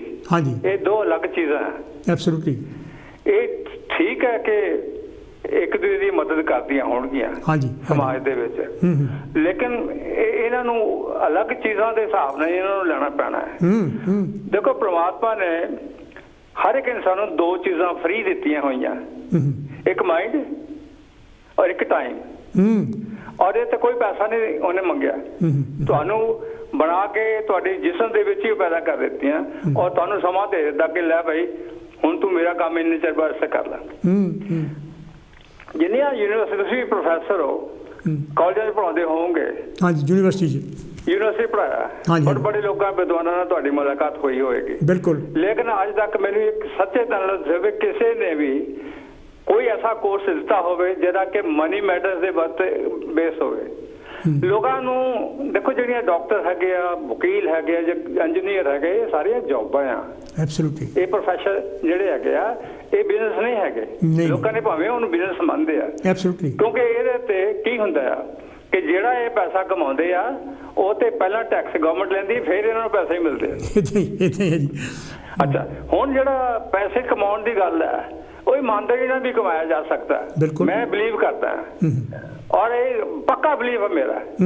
ਲੇਕਿਨ ਉਹਦੇ ਰੰਗ ਢੰਗ ਹੈਗੇ ਆ, ਉਹ ਰੰਗ ਢੰਗ ਜਿਹੜੇ ਕਿਸੇ ਨੂੰ ਸਿਖਾਏ ਨਹੀਂ ਜਾਂਦੇ। ਬਿਲਕੁਲ। ਫਰਜ਼ ਕਰ ਲਓ, ਮੈਂ ਤੁਹਾਨੂੰ ਗੱਲ ਦੱਸਾਂ ਵੀ ਇੱਕ ਬੰਦਾ ਆ, ਉਹਨੇ PhD ਕਰ ਲਈ ਆ, ਉਹਨੇ ਉੱਚੀ ਤੋਂ ਉੱਚੀ ਹੁਣ ਤੁਸੀਂ ਕਹਿੰਦੇ ਵਾਈਸ ਚਾਂਸਲਰ ਬਣ ਗਿਆ ਜਾਂ ਕੁਛ ਬਣ ਗਿਆ, ਵਧੀਆ ਤੋਂ ਵਧੀਆ ਪੈਸੇ ਲੈ ਲਏ, ਲੇਕਿਨ ਉਹ ਇਹ ਨਹੀਂ ਪਤਾ ਲੱਗਾ ਕਿ ਪੈਸੇ ਨੂੰ ਖਰਚਣਾ ਕਿੱਦਾਂ ਹੈ। ਬਜਟਿੰਗ ਦਾ ਕੋਈ ਸਿਸਟਮ ਨਹੀਂ ਹੈ। ਹਾਲਾਂਕਿ ਗਵਰਨਮੈਂਟ ਬਜਟ ਬਣਾਉਂਦੀ, ਅਸੀਂ ਸੁਣਦੇ ਹਾਂ ਸਾਰਾ ਕੁਝ, ਉਹ ਤੇ ਸਾਡੇ ਦਾ ਅਸਰ ਹੁੰਦਾ ਹੈ, ਲੇਕਿਨ ਅਸੀਂ ਉਹਨੂੰ ਸਮਝਣ ਦੀ ਕੋਸ਼ਿਸ਼ ਨਹੀਂ ਕਰਦੇ, ਨਾ ਉਹਨੂੰ ਅਸੀਂ ਇੰਟਰੋਡਿਊਸ ਕਰਦੇ ਆਪਣੀ ਲਾਈਫ ਦੇ ਵਿੱਚ। ਜਿੰਨਾ ਚਿਰ ਇਹ ਚੀਜ਼ ਨੂੰ ਸਮਝਿਆ ਨਾ ਜਾਵੇ, ਇਮਾਨਦਾਰੀ ਨਾਲ ਪੈਸਾ ਨਹੀਂ ਕਮਾਇਆ ਜਾ ਸਕਦਾ, ਕਿਉਂਕਿ ਉਹਦੇ ਰੰਗ ਢੰਗ ਲੈਦਾ ਹੈਗਾ। ਟਾਈਮ ਜਿਹੜਾ ਇਹ ਇੰਨੀ ਕੀਮਤੀ ਕਮੋਡਿਟੀ ਆ ਜਿਹਨੂੰ ਅਸੀਂ ਵੇਸਟ ਕਰਦੇ ਹਾਂ ਕਿਉਂਕਿ ਸਾਨੂੰ ਨੌਲੇਜ ਨਹੀਂ ਹੈਗਾ। ਬਿਲਕੁਲ ਬਿਲਕੁਲ। ਜਿੰਨਾ ਚਿਰ ਫਾਈਨੈਂਸ਼ੀਅਲ ਇੰਟੈਲੀਜੈਂਸ ਨਹੀਂ ਹੈ ਉਹਨਾਂ ਚਿਰ ਤੁਸੀਂ ਆਪਣੀ ਜ਼ਿੰਦਗੀ ਵਿੱਚ ਖੁਸ਼ਹਾਲੀ ਨਹੀਂ ਲਿਆ ਸਕਦੇ। ਔਰ ਮੈਂ ਬਿਲੀਵ ਕਰਦਾ ਕਿ ਪੈਸੇ ਨਾਲ ਖੁਸ਼ਹਾਲੀ ਆ ਸਕਦੀ ਹੈ, ਬਜਾਦੇ ਕੋਈ ਸਹੀ ਢੰਗ ਨਾਲ ਉਹਦੇ ਵਿੱਚ ਸਰਟਨ ਤਰੀਕੇ ਹੈਗੇ ਉਹ ਫੋਲੋ ਕਰਨੇ ਪੈਂਦੇ ਆ। ਮੈਂ ਇੱਕ ਮਿਸਾਲ ਦਿੰਦਾ, ਇੱਕ ਕੈਨੇਡੀਅਨ ਸੀਗਾ, ਉਹ ਇੱਥੇ ਇੰਗਲੈਂਡ 'ਚ ਆ ਗਿਆ, ਬੜੀਆਂ ਫੈਕਟਰੀਆਂ ਦਾ ਮਾਲਕ ਬਣ ਗਿਆ, ਇੱਕ ਨਿਊਜ਼ਪੇਪਰ ਦਾ ਮਾਲਕ ਵੀ ਬਣ ਗਿਆ, ਔਰ ਸੈਕੰਡ ਵਰਲਡ ਵਾਰ ਦੇ ਵਿੱਚ ਉਹ ਵਾਰ ਮਿਨਿਸਟਰ ਵੀ ਬਣ ਗਿਆ। ਚਰਚਿਲ ਨਾਲ ਉਹਨੇ ਕੰਮ ਕੀਤਾ। ਉਹਨੇ ਇੱਕ ਛੋਟੀ ਕਿਤਾਬ ਲਿਖੀ, ਉਹ ਲਿਖਦਾ ਆ ਕਿ ਜਿਹੜੇ ਲਾਈਫ ਦੇ ਵਿੱਚ ਦੋ ਤਿੰਨ ਚੀਜ਼ਾਂ ਜ਼ਰੂਰੀ ਹੈ, ਇੱਕ ਹੈਲਥ, ਦੂਜਾ ਇੰਡਸਟਰੀ ਜਿਹਨੂੰ ਤੁਸੀਂ ਕਹਿੰਦੇ ਉਦਮ ਕਰਨਾ, ਮਿਹਨਤ ਕਰਨੀ, ਤੀਜਾ ਜੱਜਮੈਂਟ। ਇਹ ਚੀਜ਼ਾਂ ਨੂੰ ਕਿੰਨੇ ਲੋਕਾਂ ਨੂੰ ਇਹਨਾਂ ਚੀਜ਼ਾਂ ਦਾ ਗਿਆਨ ਹੈ। ਜਦ ਕਿ ਅੱਜ ਤੁਸੀਂ ਦੇਖਿਆ IPL ਮੈਂ ਦੇਖ ਰਿਹਾ ਸੀ, ਅੱਜ IPL ਦਾ ਲਾਸਟ ਦਿਨ ਸੀਗਾ ਔਰ ਕਈ ਪਲੇਅਰਾਂ ਨੂੰ 5-20 ਲੱਖ ਰੁਪਈਆ ਉਹਨਾਂ ਨੂੰ ਦਿੱਤਾ। ਉਹਨਾਂ ਨੇ ਮਿਹਨਤ ਕੀਤੀ ਔਰ ਉਹ ਆਪਣਾ ਹੁਨਰ ਦਿਖਾਇਆ, ਅੱਜ ਆਪਣੀ ਜੱਜਮੈਂਟ ਦਿਖਾਈ, ਉਹ ਜੱਜਮੈਂਟ ਦੇ ਹਿਸਾਬ ਨਾਲ ਉਹਨਾਂ ਨੇ ਆਪਣੇ ਨਾਮ ਜਿੱਤੇ। ਜੇ ਲਾਈਫ ਦੇ ਵਿੱਚ ਐਜੂਕੇਸ਼ਨ ਦੇ ਵਿੱਚ ਅਸੀਂ ਇਹ ਚੀਜ਼ ਸਿੱਖ ਲਈਏ ਕਿ ਜੱਜਮੈਂਟ ਕਿੱਦਾਂ ਕਰਨੀ ਹੈ, ਕਿਉਂਕਿ ਜੱਜਮੈਂਟ ਜਿਹੜੀ ਹੈ ਕੋਈ ਏਦਾਂ ਦੀ ਚੀਜ਼ ਨਹੀਂ ਜਿਹੜੀ ਤੁਸੀਂ ਦੁਕਾਨ ਤੋਂ ਖਰੀਦ ਲਓ। ਬਿਲਕੁਲ। ਉਹ ਤੁਹਾਨੂੰ ਪ੍ਰੈਕਟਿਸ ਕਰਨੀ ਪੈਂਦੀ ਹਰ ਵੇਲੇ, ਹਰ ਲਮਹੇ ਤੇ ਤੁਹਾਨੂੰ ਪ੍ਰੈਕਟਿਸ ਕਰਨੀ ਪਏਗੀ ਕਿ ਆਹ ਜਿਹੜਾ ਡਿਸੀਜ਼ਨ ਮੈਂ ਲੈ ਰਿਹਾ ਸਹੀ ਕਿ ਗਲਤ ਹੈ ਔਰ ਇਹ ਮੈਨੂੰ ਕਿੰਨਾ ਨੁਕਸਾਨ ਪਹੁੰਚਾਊ, ਕਿੰਨਾ ਫਾਇਦਾ ਪਹੁੰਚਾਊਗਾ। ਸੋ ਕਹਿਣ ਦਾ ਮਤਲਬ ਵੀ ਜਿਹੜੇ ਅਮੀਰ ਲੋਕ ਆ, ਇੱਕ ਮੈਂ ਕਿਤਾਬ ਪੜ੍ਹ ਰਿਹਾ ਸੀ, ਉਹ ਕਹਿੰਦੇ ਸੀ ਵੀ ਉਹਨਾਂ ਨੇ ਬੜੇ ਬੜੇ ਮਲਟੀ ਬਿਲੀਅਨਰ ਨੂੰ ਸੱਦਿਆ ਔਰ ਉਹਨਾਂ ਦੇ ਵਾਸਤੇ ਤਿਆਰੀ ਵਾਸਤੇ ਕੈਵੀਆਰ ਪਤਾ ਨਹੀਂ ਕੀ ਬਣਾਇਆ। ਇੱਕ ਬੰਦਾ ਟੈਕਸਸ ਦਾ ਸੀਗਾ, ਉਹ ਜਦੋਂ ਕਾਊਬॉय ਨਹੀਂ ਹੁੰਦੇ, ਉਹ ਕਪੜਾ ਜਿਹਾ ਪਾਇਆ, ਥੱਲੇ ਤਣੀਆਂ ਜਿਹੀਆਂ ਲੰਮਕਦੀਆਂ ਹੁੰਦੀਆਂ, ਹੈਟ ਪਾਇਆ ਤੇ ਉਦਾਂ ਅੱਧੜ ਖੱਧੜ ਦੀ ਕਮੀਜ਼ ਪਾ ਕੇ ਉੱਥੇ ਆ ਗਿਆ। He was one of the richest person. ਉਹਨੂੰ ਉਹਨਾਂ ਨੇ ਸਪਿਰਿਟ ਦਿੱਤੀ, ਵਾਈਨ ਆਫਰ ਕੀਤੀ, ਉਹਨੂੰ ਟੱਚ ਨਹੀਂ ਕੀਤਾ, ਉਹਨੇ ਜੂਸ ਦਾ ਗਲਾਸ ਨੂੰ ਟੱਚ ਕੀਤਾ, ਇੱਕ ਜਿਹਦਾ ਕੋਕ ਲੈ ਲਓ ਜਾਂ ਕੁਝ ਲੈ ਲਓ। ਔਰ ਉਹਨਾਂ ਨੇ ਕੈਵੀਆਰ ਰੱਖਿਆ, ਉਹਨੇ ਕੀ ਕੀਤਾ, ਮੂੰਗਫਲੀ ਦਾ ਕ੍ਰਿਸਪ ਜਿਹੜੇ ਸੀ ਉਹ ਕਰਦੇ। ਉਹਦੇ ਜੋ ਲਿਖਦਾ ਕਿ ਜੇ ਅਮੀਰ ਬਣਨਾ ਤਾਂ ਉਹਦੀ ਇੱਕ ਨੰਬਰ 1 ਜਿਹੜੀ ਕੁਆਲਿਟੀ ਹੈ ਫਰੂਗੈਲਿਟੀ ਹੋਣੀ ਚਾਹੀਦੀ ਹੈ। ਫਰੂਗਲ ਹੋਣਾ ਚਾਹੀਦਾ, ਜਿਹਦੇ ਵਿੱਚ ਤੁਸੀਂ ਗੱਲ ਕੀਤੀ ਹੈ ਕਿ ਜੇ ਪੈਸਾ ਆ ਪਰ ਕੋਈ 1,000 ਰੁਪਇਆ ਉਹਦੀ ਤਨਖਾਹ ਆ ਤਾਂ ਉਹਦੀ ਬਜਟਿੰਗ ਹੋਣੀ ਚਾਹੀਦੀ ਹੈ। ਔਰ ਉਹ ਬਜਟਿੰਗ ਦੇ ਵਿੱਚ ਸਰਟਨ ਐਲੀਮੈਂਟਸ ਇੱਦਾਂ ਦੇ ਹੋਣੇ ਚਾਹੀਦੇ ਕਿ ਜਿਹੜੇ ਕਿ ਉਹਨੂੰ ਉਹ ਪੈਸੇ ਨੂੰ ਇਨਵੈਸਟ ਕਰ ਸਕੇ ਆਪਣੀ ਜ਼ਿੰਦਗੀ ਨੂੰ ਬਤਾ, ਉਹ 'ਚ ਕੋਈ ਬੇਈਮਾਨੀ ਨਹੀਂ ਹੈ। ਸੋ ਗੱਲਾਂ ਕਰਨ ਵਾਲੀ ਬਹੁਤ ਹੈ, ਤਾਂ ਅੱਗੇ ਵੀ ਤੁਹਾਡਾ ਟਾਈਮ ਵੀ ਹੋਣ ਵਾਲਾ ਹੈ। ਮੈਂ ਕੁਝ ਆਪਣੇ ਵਿਚਾਰ ਦੇਣੇ ਚਾਹੁੰਦਾ ਸੀ। ਧੰਨਵਾਦ ਤੁਹਾਡਾ ਸੁਣਨ ਦਾ, ਬਹੁਤ ਮਿਹਰਬਾਨੀ। ਫਿਰ ਵੀ ਆਉਂਦੇ ਰਿਹਾ ਕਰੋ, ਬਹੁਤ ਮਿਹਰਬਾਨੀ। ਤੁਸੀਂ ਵੀ ਸਾਡੇ ਨਾਲ ਆਪਣੇ ਵਿਚਾਰ ਸਾਂਝੇ ਕਰ ਸਕਦੇ। ਸਰ ਤੋਂ ਅਜੇ ਵੀ 7 ਮਿੰਟ ਹੈਗੇ ਆ। ਬਹੁਤ ਹੀ ਅਹਿਮ ਜਾਣੀ ਕਿ ਗੱਲਾਂ ਜਿਹੜੀਆਂ ਆ ਰਹੀਆਂ ਹੈਗੀਆਂ, ਬਹੁਤ ਹੀ ਜਿਹੜੇ ਸਰੋਤੇ ਹੈਗੇ ਮੇਰੇ ਪੜ੍ਹੇ ਲਿਖੇ ਹੈ, ਜਿਹੜੇ ਮੇਰੇ ਦਰਸ਼ਕ ਹੈਗੇ ਆ, ਕਈ ਗੱਲਾਂ ਕਿ ਇਹੋ ਜਿਹੀਆਂ ਆ ਰਹੀਆਂ ਜਿਹੜੀਆਂ ਕਿ ਤੁਹਾਡੇ ਦਿਮਾਗ ਵਿੱਚ ਪਹਿਲਾਂ ਕਦੀ ਨਹੀਂ ਹੁੰਦੀਆਂ। ਮੈਂ ਇਸ ਲਈ ਜੱਜਮੈਂਟ ਬਹੁਤ ਜ਼ਰੂਰੀ ਹੈਗੀ ਹੈ। ਜਿਸ ਤਰ੍ਹਾਂ ਮੈਂ ਆਪਣੀ ਕਿਤਾਬ ਵਿੱਚ ਵੀ ਨਜ਼ਰੀਏ ਬਾਰੇ ਗੱਲ ਕੀਤੀ ਹੈਗੀ, ਬਹੁਤ ਤੁਹਾਡਾ ਜ਼ਿੰਦਗੀ ਵੱਲ ਨਜ਼ਰੀਆ ਕੀ ਹੈਗਾ, ਅਤੇ ਇਹਨਾਂ ਸਾਰੀਆਂ ਗੱਲਾਂ ਦੇ ਨਾਲ ਨਾਲ ਮੈਂ ਵੀ ਦੇਖਿਆ ਹੈਗਾ ਜਿਹੜੀ ਹੈਲਥ ਹੈਗੀ ਹੈ, ਹੈਲਥ ਇਜ਼ ਵੈਲਥ ਜਿੱਦਾਂ ਕਹਿੰਦੇ। ਜਿਸ ਤਰ੍ਹਾਂ ਹੈਲੋ ਜੀ, ਕੌਣ ਤੇ ਜੀ, ਕਿੱਥੇ ਬੋਲਦੇ? ਵੈਲਕਮ ਹੈ ਜੀ। ਹਾਂਜੀ ਵੈਲਕਮ। ਮੈਂ ਜੀ ਇੱਥੋਂ ਕੈਨੇਡਾ ਤੋਂ ਸ਼ਾਂਤੀ ਬੋਲਦੀ ਹਾਂ ਜੀ। ਸ਼ਾਂਤੀ ਜੀ, ਕੀ ਕਹਿਣਾ ਚਾਹੋਗੇ? ਮੈਂ ਧੰਨ ਬਾਰੇ, ਤੁਸੀਂ ਅੱਜ ਮੈਨੂੰ ਲੱਗਦਾ ਇਹਦਾ ਹੀ ਚਰਚਾ ਹੋ ਰਿਹਾ ਹੈ, ਧੰਨ ਬਾਰੇ ਜਿਹੜੀ ਤੁਸੀਂ ਕਿਤਾਬ 'ਚ ਪੜ੍ਹਿਆ, ਧਨ ਦੌਲਤ ਤੇ ਖੁਸ਼ੀ। ਦੇਖੋ ਆਪਾਂ ਸਾਰੇ ਜਿੰਨੇ ਵੀ ਬਾਹਰਲੇ ਮੁਲਕਾਂ 'ਚ ਆਏ ਆਪਾਂ ਧੰਨ ਕਰਕੇ ਹੀ ਆਏ ਆ, ਧੰਨ ਕਮਾਉਣ ਲਈ ਲੋਕ ਆਏ ਇੱਥੇ, ਨਹੀਂ ਤਾਂ ਇੱਥੇ ਆਉਣ ਦੀ ਲੋੜ ਹੀ ਨਹੀਂ ਸੀ ਕਿਸੇ ਨੂੰ ਵੀ। ਧਨ ਜਿਹੜਾ ਮੇਰੇ ਹਿਸਾਬ ਨਾਲ ਧਨ ਬੰਦੇ ਕੋਲ ਹੋਣਾ ਚਾਹੀਦਾ ਹੈ, ਪਰ ਸਭ ਤੋਂ ਪਹਿਲਾਂ ਜੇ ਸਿਹਤ ਹੋਵੇ ਬੰਦੇ ਦੀ ਨਾ, ਤੇ ਫਿਰ ਧਨ ਵੀ ਕਮਾਇਆ ਜਾਂਦਾ ਆ। ਹਾਂਜੀ, ਸਿਹਤ ਸਭ ਤੋਂ ਉੱਪਰ ਆ, ਫਿਰ ਧਨ ਆ। ਮੇਰੇ ਹਿਸਾਬ ਨਾਲ ਸਿਹਤ ਹੋਵੇ ਪਹਿਲਾਂ ਚੰਗੀ, ਤਾਂ ਅਸੀਂ ਧਨ ਵੀ ਕਮਾ ਸਕਦੇ। ਧਨ ਹੋਣਾ ਵੀ ਚਾਹੀਦਾ ਆ ਤਾਂ ਕਿ ਸਾਡੀਆਂ ਜ਼ਰੂਰਤਾਂ ਜਿਹੜੀਆਂ ਪੂਰੀਆਂ ਹੋ ਸਕਣ। ਜੇ ਮੇਰੇ ਕੋਲ ਪੈਸੇ ਨਹੀਂ ਹੁੰਦੇ ਤਾਂ ਮੈਨੂੰ ਬੜਾ ਗੁੱਸਾ ਚੜ੍ਹਦਾ ਆ ਵੀ ਮੇਰੇ ਕੋਲ ਉਹ ਚੀਜ਼ ਲੈਣੀ ਸੀ, ਉਹ ਚੀਜ਼ ਲੈਣੀ ਆ, ਤੇ ਮੇਰੇ ਕੋਲ ਪੈਸੇ ਨਹੀਂ ਹੈਗੇ। ਪਰ ਜੇ ਤੁਸੀਂ ਕਮਾਈਆਂ ਕਰਦੇ ਆ, ਦਸਾਂ ਨੌਹਾਂ ਦੀ ਕਿਰਤ ਕਰਦੇ ਆ, ਮੈਨੂੰ ਲੱਗਦਾ ਫਿਰ ਕਮੀ ਵੀ ਨਹੀਂ ਆਉਂਦੀ ਉਹਦੇ ਵਿੱਚ। ਦਸਾਂ ਨੌਹਾਂ ਦੀ ਕਿਰਤ ਵਿੱਚ ਬਰਕਤ ਵੀ ਬਹੁਤ ਪੈਂਦੀ ਹੈ, ਜਿੱਦਾਂ ਕਿ ਅਸੀਂ ਇਹਨਾਂ ਮੁਲਕਾਂ 'ਚ ਕਰਦੇ ਆ ਜਿਹੜੇ ਦਸਾਂ ਨੌਹਾਂ ਦੀ ਕਿਰਤ ਕਰਦੇ ਆ। ਜੇ ਤੁਸੀਂ ਧਨ ਹੀ ਇਕੱਠਾ ਕਰਨਾ ਗਲਤ ਤਰੀਕੇ ਨਾਲ, ਤਾਂ ਉਹ ਤਾਂ ਜਿੰਨਾ ਮਰਜ਼ੀ ਕਰ ਲਓ, ਪਰ ਉਹਦਾ ਕੋਈ ਫਾਇਦਾ ਨਹੀਂ ਹੈਗਾ। ਐਂਡ ਤੇ ਜਾ ਕੇ ਉਹ ਜਿਹੜੇ ਏਦਾਂ ਧਨ ਇਕੱਠਾ ਕਰਦੇ ਉਹ ਰਹਿੰਦਾ ਨਹੀਂ ਉਹਨਾਂ ਕੋਲ। ਗੁਰੂ ਨਾਨਕ ਦੇਵ ਜੀ ਨੇ ਇੱਕ ਵਾਰੀ ਕਿਹਾ ਸੀ, ਕਹਿੰਦਾ ਖੋਟਾ ਪੈਸਾ ਜਿਹੜਾ ਉਹ ਬੰਦੇ ਕੋਲ ਰਹਿੰਦਾ ਨਹੀਂ ਐਂਡ ਆਫ ਦਾ ਡੇ। ਸੋ ਮੇਰੇ ਖਿਆਲ ਨਾਲ ਧਨ ਪਹਿਲਾਂ ਸਿਹਤ, ਫਿਰ ਧਨ ਕਮਾਉਣਾ ਵੀ ਚਾਹੀਦਾ, ਤੇ ਧਨ ਬੰਦੇ ਕੋਲ ਹੋਣਾ ਵੀ ਚਾਹੀਦਾ ਆ। ਕਹਿੰਦਾ ਜੈਸਾ ਪੈਸਾ, ਡੈਡੀ ਹੋਈ ਕਹਿੰਦੇ ਤੁਸੀਂ ਜੈਸਾ ਪੈਸਾ ਹਾਥ ਮੇ ਤੈਸਾ ਮੀਤ ਨਾ ਕੋਈ। ਹਾਂਜੀ, ਜੇ ਤੁਹਾਡੇ ਕੋਲ ਪੈਸਾ ਆ ਤੁਸੀਂ ਕਿਤੇ ਵੀ ਬਹਿ ਕੇ ਖਾ ਸਕਦੇ ਆ, ਤੁਹਾਨੂੰ ਕਿਸੇ ਦੇ ਮੂਹਰੇ ਹੱਥ ਫਲਾਉਣੇ ਨਹੀਂ ਪੈਂਦੇ। ਕਿਉਂਕਿ ਅੱਜ ਕੱਲ੍ਹ ਦੁਨੀਆ ਵੀ, ਮੈਨੂੰ ਲੱਗਦਾ ਸੋਸਾਇਟੀ ਵੀ ਇਹੋ ਜਿਹੀ ਬਣ ਗਈ ਹੈ, ਜਿਹਦੇ ਕੋਲ 4 ਪੈਸੇ ਆ ਉਹਨੂੰ ਤਾਂ ਬੰਦਾ ਬੜਾ ਹੱਸ ਕੇ ਬੁਲਾਉਂਦਾ ਹੈ। ਜਿਹੜਾ ਗਰੀਬ ਆ ਉਹਦੇ ਕੋਲ ਦੂਰ ਦੀ ਲੰਘ ਜਾਂਦਾ, ਕਹਿੰਦਾ ਇਹ ਮੇਰੀ ਕੋਈ ਫਰਮਾਇਸ਼ ਹੀ ਨਾ ਪਾ ਦੇਵੇ ਜਾਂ ਮੇਰੇ ਕੋਲ ਪੈਸੇ ਨਾ ਮੰਗ ਲਵੇ। ਸੋ ਜੇ ਤੁਸੀਂ ਸਟੇਟਸ ਵੀ ਬਣਾਉਣੀ ਆ, ਤੁਸੀਂ ਧਨ ਕਮਾਓ, ਧਨ ਕਮਾ ਕੇ ਤੁਸੀਂ ਆਪਣੀ ਕੋਈ ਸਟੇਟਸ ਬਣਾਓ ਵੀ ਹਾਂ ਮੇਰੀ ਲੋੜਾਂ ਜਿਹੜੀਆਂ ਉਹ ਪੂਰੀਆਂ ਹੋ ਸਕਦੀਆਂ ਆ, ਜਾਂ ਜਿਹੜੀਆਂ ਵੀ ਅਸੀਂ ਚੀਜ਼ ਚਾਹੁੰਦੇ ਆ, ਜਿਹੜੀਆਂ ਸਾਡੀਆਂ ਖਾਹਿਸ਼ਾਂ ਆ। ਔਰ ਜਿਹੜਾ ਵੈਸੇ ਤਾਂ ਜਿਹੜੀਆਂ ਖਾਹਿਸ਼ਾਂ ਜ਼ਿਆਦੀਆਂ, ਕਹਿੰਦੇ ਜਿਹੜਾ ਬੰਦਾ ਜ਼ਿਆਦੀਆਂ ਖਾਹਿਸ਼ਾਂ ਵਧਾ ਲੈਂਦਾ ਉਹਦੇ ਕੋਲ ਧਨ ਰਹਿੰਦਾ ਵੀ ਨਹੀਂ। ਆਪਣੇ ਹਿਸਾਬ ਜਿਹਦੇ ਨਾਲ ਜਿਹੜਾ ਲੋਕ ਆਪਣਾ ਖਰਚ ਪਾਣੀ ਕਰਦੇ ਆ, ਉਹ ਮੈਨੂੰ ਲੱਗਦਾ ਉਹ ਗਰੀਬ ਵੀ ਨਹੀਂ ਹੋ ਸਕਦੇ ਮੇਰੇ ਹਿਸਾਬ ਦੇ ਨਾਲ। ਕਿਉਂਕਿ ਮੈਂ ਇੱਥੇ ਮਿਹਨਤ ਕੀਤੀ ਆ, ਮੈਂ ਜੇ ਉਦੋਂ 3 ਡਾਲਰ ਹੁੰਦੇ ਸੀਗੇ, 3 ਚੋਂ ਵੀ ਮੈਂ ਕਹਿਣਾ ਵੀ ਇੱਕ ਅੱਧਾ ਬਚ ਕੇ ਇੱਕ ਸਾਈਡ ਤੇ ਰੱਖ ਲਈਏ। ਸੋ ਧਨ ਪਹਿਲਾਂ ਸਿਹਤ, ਫਿਰ ਧਨ ਹੋਣਾ ਜ਼ਰੂਰੀ ਆ। ਮੈਂ ਸਮਝਦੀ ਆਪਣੀਆਂ ਲੋੜਾਂ ਪੂਰਾ ਕਰਨ ਲਈ ਧਨ ਹੋਣਾ ਚਾਹੀਦਾ ਆ। ਥੈਂਕ ਯੂ ਜੀ, ਥੈਂਕ ਯੂ ਬਹੁਤ ਮਿਹਰਬਾਨੀ। ਥੈਂਕ ਯੂ ਜੀ। ਇਹ ਤਾਂ ਸੀ ਜੀ ਸ਼ਾਂਤੀ ਥੰਮਨ ਹੋਣੀ ਸਰੀ ਤੋਂ, ਕੈਨੇਡਾ ਤੋਂ। ਤੁਸੀਂ ਵੀ ਜਿਹੜਾ ਹੈਗਾ ਸਾਡੇ ਨਾਲ ਸੰਵਾਦ ਚੱਲ ਸਕਦੇ, ਸਾਡੇ ਤੋਂ 3 ਮਿੰਟ ਹੈਗੇ ਆ। ਧਨ ਦੀ ਯਾਨੀ ਕਿਹੜੀ ਹੈਗੀ ਹੈ, ਪੈਸੇ ਦੀ ਗੱਲ ਆਪਾਂ ਦੌਲਤ ਦੀ ਗੱਲ ਕਰਦੇ ਹੈਗੇ, ਇਹ ਜ਼ਰੂਰੀ ਵੀ ਹੈ, ਪਰ ਦੇਖਣ ਵਿੱਚ ਇਹ ਵੀ ਆਇਆ ਜਿੱਦਾਂ ਬਾਬਾ ਨਾਨਕ ਵੀ ਕਹਿੰਦਾ ਸੀ ਵੀ ਜਿਹੜਾ ਹੈਗਾ ਬਹੁਤਾ ਧਨ ਜਿਹੜਾ ਹੈਗਾ ਹੇਰਾ ਫੇਰੀ ਤੋਂ ਬਿਨਾਂ ਇਕੱਠਾ ਨਹੀਂ ਹੁੰਦਾ ਹੈਗਾ। ਅਤੇ ਇਸ ਕਰਕੇ ਜੇ ਤੁਸੀਂ ਹੈਲੋ ਜੀ, ਕੌਣ ਤੇ ਜੀ, ਕਿੱਥੇ ਬੋਲਦੇ? ਵੈਲਕਮ ਹੈ ਜੀ। ਹੈਲੋ ਡਾਕਟਰ ਸਾਹਿਬ। ਹਾਂਜੀ, ਆਪਣੇ ਤੋਂ ਹੈ 3 ਮਿੰਟ। ਸੁਮਨ ਸਾਹਿਬ, ਕੀ ਕਹਿਣਾ ਚਾਹੋਗੇ? Thank you very much. ਕੀ ਨਾਮ? ਕਰੋ ਗੱਲ ਤੁਸੀਂ, ਕੋਈ ਨਹੀਂ। ਨਮਸਤੇ। ਐਨੀਵੇ, ਹਾਂਜੀ। ਅੱਛਾ, ਮੈਂ ਜਿਸ ਤਰ੍ਹਾਂ ਸੁਣਿਆ ਸੀ ਥੋੜ੍ਹਾ ਜਿਹਾ, ਡਾਕਟਰ ਸਾਹਿਬ ਦੇਖੋ ਪੈਸਾ ਹਰ ਚੀਜ਼ ਨਹੀਂ ਹੋਣਾ ਚਾਹੀਦਾ। ਹਾਂਜੀ, ਪੈਸੇ ਦੀ ਲੋੜ ਜ਼ਰੂਰ ਆ, ਪਰ ਇਹਦਾ ਮਤਲਬ ਨਹੀਂ ਕਿ ਪੈਸਾ ਹਰ ਚੀਜ਼ ਆ।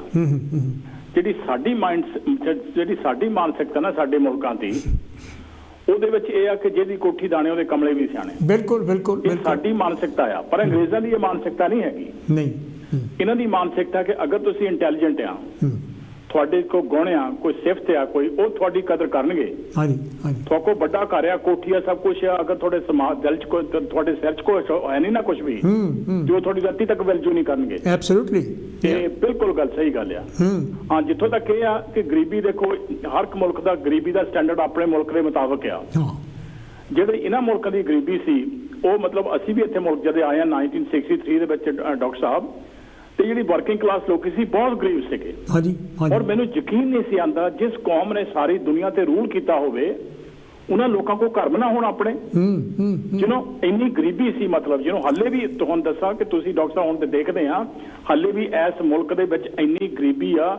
ਤੁਸੀਂ ਵੱਡੇ ਵੱਡੇ ਸਟੋਰਾਂ ਜਾ ਕੇ ਦੇਖੋ, ਉੱਥੇ ਨਾ ਇੱਕ ਤਾਂ ਬੈਂਚ ਲੱਗੇ ਹੋਏ ਆ ਵੀ ਜਿਹੜਾ ਫੂਡ ਵਾਧੂ ਆ ਇੱਥੇ ਦੇ ਜਾਓ, ਉਹਨੂੰ ਕਲੈਕਟ ਕਰਕੇ ਅੱਜ ਵੀ ਲੋਕਾਂ ਨੂੰ, ਮਿਲੀਅਨਸ ਲੋਕਾਂ ਨੂੰ ਰੋਜ਼ ਮਤਲਬ ਉਹ ਖਾਣਾ ਦਿੱਤਾ ਜਾਂਦਾ। ਫੂਡ ਬੈਂਕਸ ਹੈ ਬਹੁਤ ਸਾਰੀਆਂ। ਯੈਸ, ਆਹ ਫੂਡ, ਜਿਹਨੂੰ ਫੂਡ ਬੈਂਕ ਸਾਦੇ ਆ।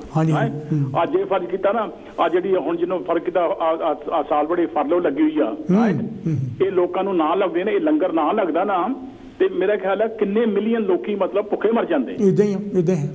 ਇਸ ਵੇਲੇ 2.5 ਮਿਲੀਅਨ ਲੋਕੀ ਜਿਹੜੇ ਆ ਉਹ ਮਤਲਬ ਉਹ ਫਰਲੋ ਤੇ ਰੋਟੀ ਖਾ ਰਹੇ ਆ। ਤੁਸੀਂ ਯਕੀਨ ਕਰੋਗੇ ਅਗਰ ਉਹਨਾਂ ਨੂੰ ਇਹ ਰੋਟੀ ਗਵਰਨਮੈਂਟ ਨਾ ਦੇਵੇ ਤਾਂ ਭੁੱਖੇ ਮਰ ਜਾਣਗੇ। ਐਬਸੋਲੂਟਲੀ। ਪਰ ਇੱਕ ਗੱਲ ਮੈਂ ਜ਼ਰੂਰ ਕਹਾਂਗਾ ਡਾਕਟਰ ਸਾਹਿਬ, ਕਾਲੀ ਮੈਨੂੰ ਟਾਈਮ ਥੋੜਾ ਹੈਗਾ, ਹਾਂ ਗਰੀਬੀ ਜ਼ਰੂਰ ਹੈ ਇਸ ਮੁਲਕ 'ਚ, ਪਰ ਉਹਨਾਂ ਨੇ ਇੰਗਲਿਸ਼ਮੈਨ ਦਾ ਪ੍ਰਾਈਡ ਨਹੀਂ ਲੂਜ਼ ਹੋਣ ਦਿੱਤਾ, ਉਹਨੂੰ ਬੈਗਰ ਨਹੀਂ ਬਣਾਇਆ, ਉਹਨਾਂ ਲੋਕਾਂ ਅੱਗੇ ਜ਼ਲੀਲ ਨਹੀਂ ਕੀਤਾ। ਪਰ ਸਾਡੇ ਜਿਹੜੇ ਮੁਲਕ ਦੇ ਲੋਕ ਹੈ, ਉਹ ਐਡੇ ਨਕੰਮੇ ਲੋਕ ਆ, ਐਡੇ ਅਨਪੜ੍ਹ ਲੋਕ ਆ, ਐਡੇ ਵਾਜ ਲੋਕ ਆ, ਉਹ ਇਹ ਨਹੀਂ ਸਮਝਦੇ ਕਿ ਅਗਰ ਤੁਸੀਂ ਆਪਣੀ ਕੌਮ ਦੇ ਲੋਕਾਂ ਨੂੰ ਡੀਮੋਰਲਾਈਜ਼ ਕਰਦੇ ਆ ਤਾਂ ਤੁਸੀਂ ਆਪਣੀ ਕੌਮ ਨੂੰ ਡੀਮੋਰਲਾਈਜ਼ ਕਰ ਰਹੇ ਹੋ। ਬਿਲਕੁਲ ਸੁਮਨ ਸਾਹਿਬ, ਆਪਾਂ ਇੱਥੇ ਬਸ ਕਰੀਏ, ਟਾਈਮ ਫਿਨਿਸ਼ ਹੋ ਗਿਆ। ਬਹੁਤ ਮਿਹਰਬਾਨੀ। ਓਕੇ, ਬਹੁਤ ਮਿਹਰਬਾਨੀ। ਇਹ ਤਾਂ ਸੀ ਜੀ ਸੁਮਨ ਸਾਹਿਬ, ਹਰਭਜਨ ਸੁਮਨ ਹੋਣੀ ਗ੍ਰੇਵਜ਼ੈਂਡ ਤੋਂ।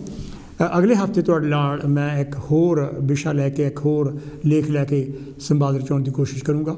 ਜਿਸ ਤਰ੍ਹਾਂ ਮੈਂ ਦੱਸਿਆ ਸੀ ਕਿ ਮੇਰੇ ਜਿਹੜੇ ਸਾਰੇ ਲੇਖ ਹੈਗੇ ਆ ਉਹ ਲੋਕਾਂ ਨਾਲ ਸੰਬੰਧਿਤ ਹੈ, ਲੋਕਾਂ ਦੀਆਂ ਸਮੱਸਿਆਵਾਂ ਨਾਲ ਸੰਬੰਧਿਤ ਹੈ। ਮੈਨੂੰ ਉਮੀਦ ਹੈ ਕਿ ਤੁਸੀਂ ਅੱਜ ਦੇ ਸੰਵਾਦ ਦੇ ਵਿੱਚੋਂ, ਅੱਜ ਦੇ ਡਿਸਕਸ਼ਨ ਦੇ ਵਿੱਚੋਂ, ਅੱਜ ਦੀ ਗੱਲਬਾਤ ਦੇ ਵਿੱਚੋਂ ਜ਼ਰੂਰ ਕੁਛ ਨਾ ਕੁਛ ਜਾਣ ਕੇ ਤੁਹਾਨੂੰ ਜ਼ਰੂਰ ਫਾਇਦਾ ਹੋਇਆ ਹੋਊਗਾ, ਅਤੇ ਹੋ ਸਕਦਾ ਕਿਸੇ ਦਾ ਜ਼ਰੂਰ ਇਹਦੇ ਵਿੱਚ ਭਲਾ ਹੋਵੇ। ਅਤੇ ਇਸੇ ਤਰ੍ਹਾਂ ਹੀ ਅਸੀਂ ਸੰਵਾਦ ਰਚਾਉਂਦੇ ਰਹਾਂਗੇ। ਤੁਹਾਨੂੰ ਇਹ ਪ੍ਰੋਗਰਾਮ ਕਿੱਦਾਂ ਲੱਗਾ ਮੈਨੂੰ ਜ਼ਰੂਰ ਜਾਣ ਕੇ ਦੱਸਣਾ। ਮੇਰਾ ਟੈਲੀਫੋਨ ਪਰਸਨਲ ਨੰਬਰ ਜਿਹੜਾ ਹੈਗਾ 07763013424 ਹੈਗਾ, ਨਹੀਂ ਤਾਂ ਤੁਸੀਂ ਸਾਡੇ ਸਟੂਡੀਓ 'ਤੇ ਟੈਲੀਫੋਨ ਕਰਕੇ ਮੇਰਾ ਟੈਲੀਫੋਨ ਨੰਬਰ ਲੈ ਸਕਦੇ ਜਾਂ ਇੱਥੇ ਫੀਡਬੈਕ ਦੇ ਸਕਦੇ ਹਾਂ। ਮੈਨੂੰ ਅਗਲੇ ਹਫ਼ਤੇ ਤੁਹਾਡੀ ਫਿਰ ਇੰਤਜ਼ਾਰ ਹੋਊਗੀ। ਮੈਨੂੰ ਦਿਓ ਇੱਥੇ ਇਜਾਜ਼ਤ, ਅਤੇ ਮੈਂ ਤੁਹਾਨੂੰ ਅਗਲੇ ਹਫ਼ਤੇ ਮਿਲਦਾ ਹੈਗਾ। ਓਕੇ ਜੀ, ਥੈਂਕ ਯੂ ਵੈਰੀ ਮੱਚ।